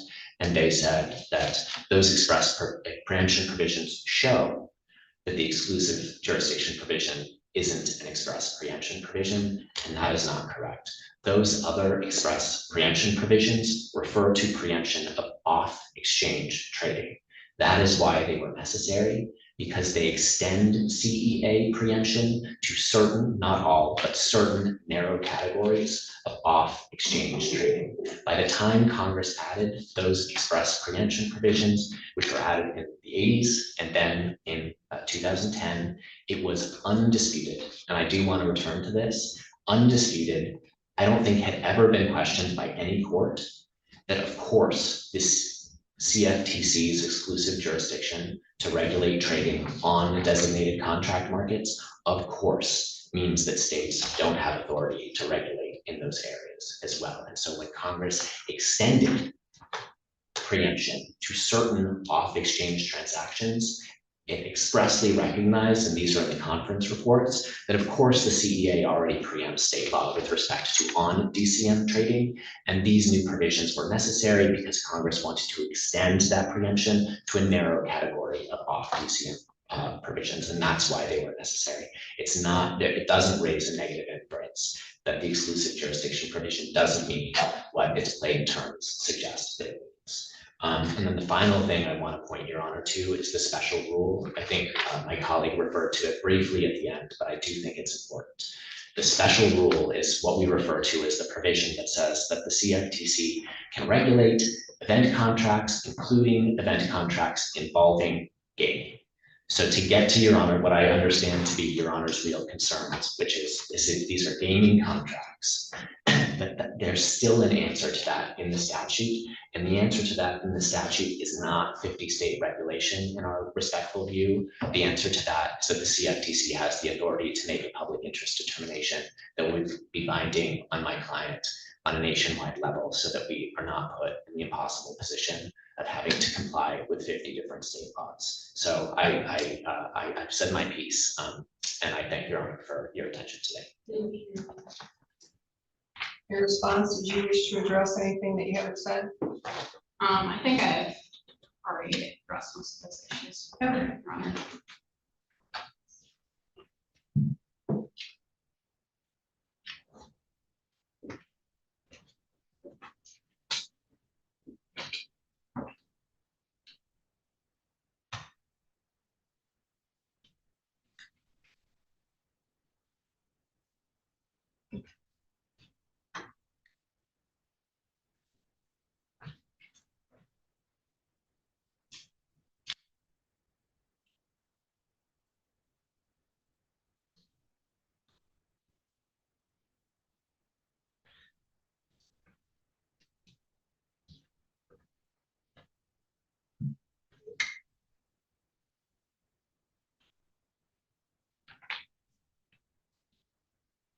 The savings clause issue is interesting to me.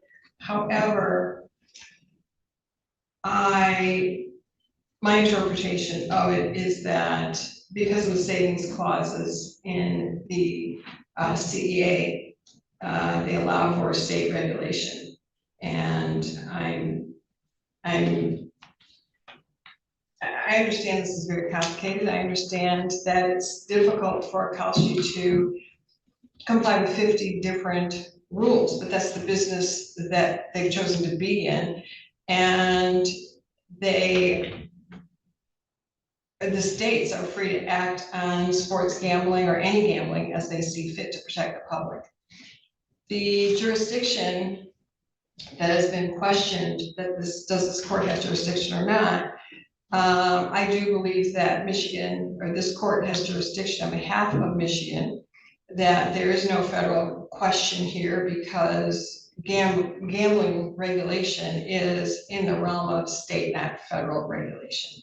I know we dispute this. If you want further hearing on this, we certainly can have more evidentiary hearings, but in regard to the TRO and its whether it's going to continue or not and how, it is going to continue. The state has the duty to regulate and enforce gambling, and the state is the proper venue for this action. Conflict preemption does not apply because Kalshi can abide by both state and federal laws and has not complied with Michigan law. I understand that may be a burden on Kalshi, but it's more of a burden on the public that we need to protect in abusing gambling that is not regulated by the state, that has a duty to comply, to order compliance so that the state doesn't cause irreparable harm to itself or its citizens.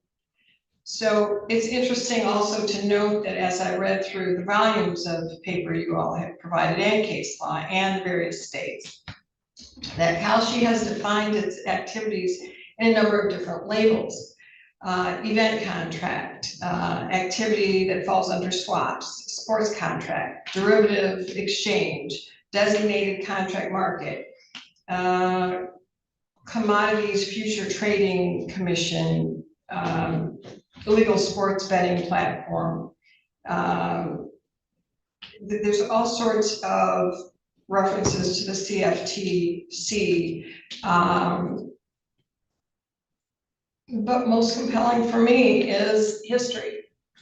And Kalshi has advertised that it's a legal sports betting platform. It operates a sports pool or a betting operation, and that's gambling on its face.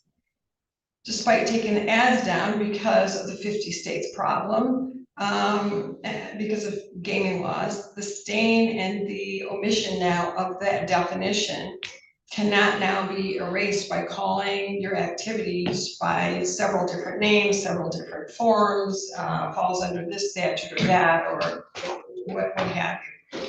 The labels do not erase that gambling is gambling is gambling. And everything equates to what Kalshi is doing is gambling as defined by Michigan law. If it looks, acts, and sounds as gambling or gaming, it is. And it's regulated by the state. And without proper authority application permission, it's an illegal operation. The harm suffered by Kalshi in this TRO continuing does not outweigh the questions that Michigan has of public interest. And the Michigan laws are meant to be implemented for protection of all citizens, the very old, the very young, the vulnerable, and compliance is required.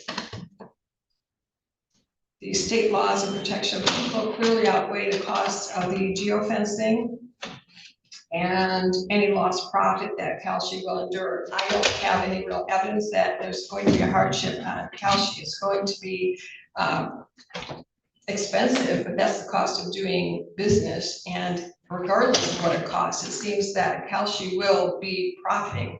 The sad fact is that the people of Michigan will not be profiting. They will be losing if this is continued.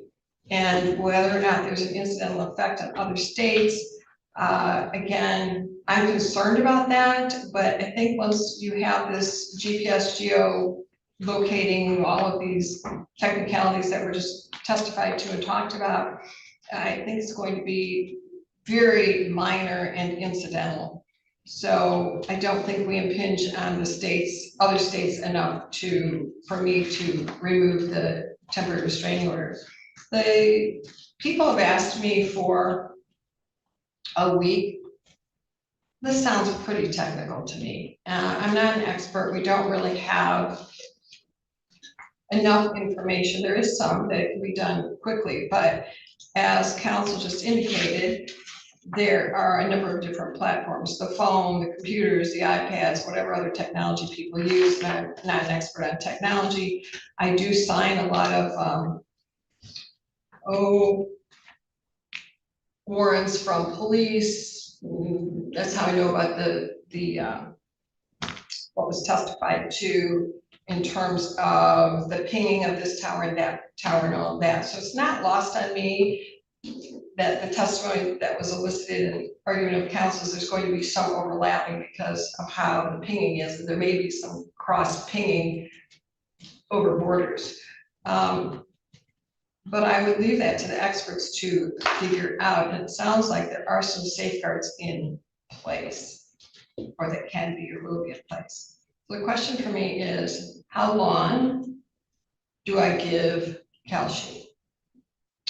Before I get to that, I'm going to order that you, both sides, regularly check in for the status, and that Kalshi will provide to the Attorney General whatever information they have, and we can put a protective order. I'm not asking it to be filed with the court. There may be some things in there that we don't want out in the public domain of information that you all exchange. I don't need to see all of that. What I need to see is if there's a dispute on non-compliance. If I'm going to give Kalshi 30 days,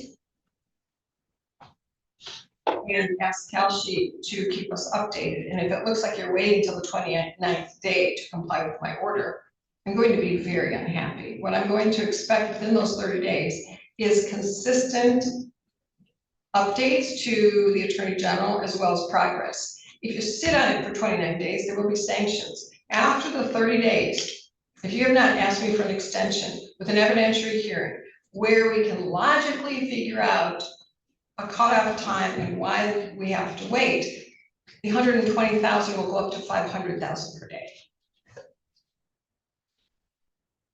That's how serious I am, and it may go higher. You cannot sit on your rights to gain profit at the expense of Michigan citizens. So I've given you, I think, ample time based on the expert testimony. I have quadrupled the time that the people have asked for. because I do believe it's complex. I do believe that we need to get the stragglers out there and try to not impinge on other rights of other states and citizens. But the protections for Michigan have to be there.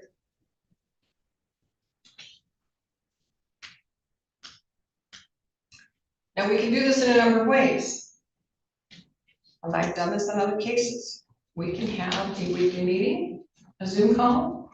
We can have emergency meetings. We can set something out in 30 days. I can leave that up to you. We can discuss it now. How would you like to proceed?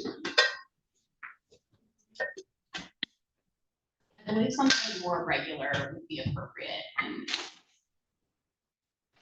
And we can do it on Zoom. I'm not expecting you to fly from New York, wherever you are. We have Zoom for a reason. It's one of the only benefits of COVID. So we can do it on Zoom wherever you are, even if you're on vacation, you're in Switzerland, we'll work with your time zone, okay? We would be happy to do a weekly Zoom call with the court and the AG's office, plus additional regular correspondence with the AG's office. Okay, so are you all in the Eastern time zone?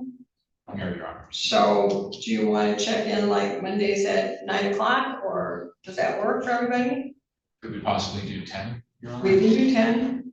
Thank you very much. Those of us with small children, thank you. Yes, yeah, not lost on me either. Summer, I have teenagers, no more small children, but my teenagers don't get up till 1, so 10's good.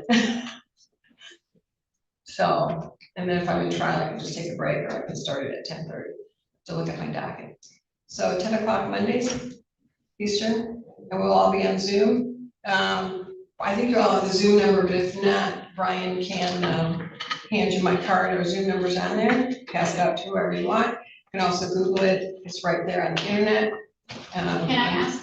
Yep. One clarifying question. So are you issuing this as the preliminary injunction? I'm continuing the, well, Extending. I'm extending it. Okay. And then we'll need a further order in regard to the 500,000 after the 30 days and needing to exchange and all of that. So I'm assuming you can clear that. Absolutely. Under the 7-day, if there's a dispute, we'll talk about that too, but we're not going to do it between the two of you anymore because apparently you can't agree. So we will get a copy of this record. And if you disagree what she's proposed, then propose your own. I'll look at the two and I'll make a decision, or we'll have a hearing on it. Does that work? Yes, thank you, Judge. Thank you. Is there anything I didn't address that you want for today? My court reporter, because there are so many of you, would like, and if you could all just go around again, put your names and maybe your P numbers so she can get it, especially those of you who are out of town. You know, court reporters in every state are sticklers for words and who's talking, and especially mine. So if you could just, again, put your appearances with your P numbers if you can, where you're from. Yes, Your Honor, Philippe Hall, P59533. Lauren Fitzsimons, P82997. William Hatton, I don't believe I have a P number. Okay, can you just spell your name? Sure. William, Willian, and Haveman is HAV as in Victor, E, M as in Mary, A, and then 2 N's as in Nancy. Andrew Porter. Joshua Sterling. John Unchai, and that's spelled GJONJUNCAJ, and the P number is 6365329. And Jahan Williams, JIHAN Williams, common spelling, P77686. Thank you. Is there anything else we need to address then? Thank you all for your patience with me and all the work you've done. It's been an interesting read and education. I'll see you next Monday at 10. Thank you. Thank you. Thank you, Your Honor. Thank you.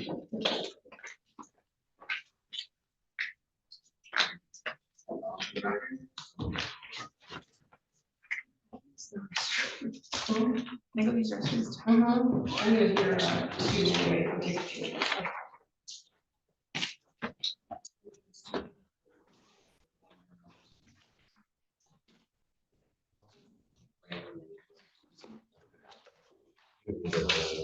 Keep recording or stop recording? Okay. All right.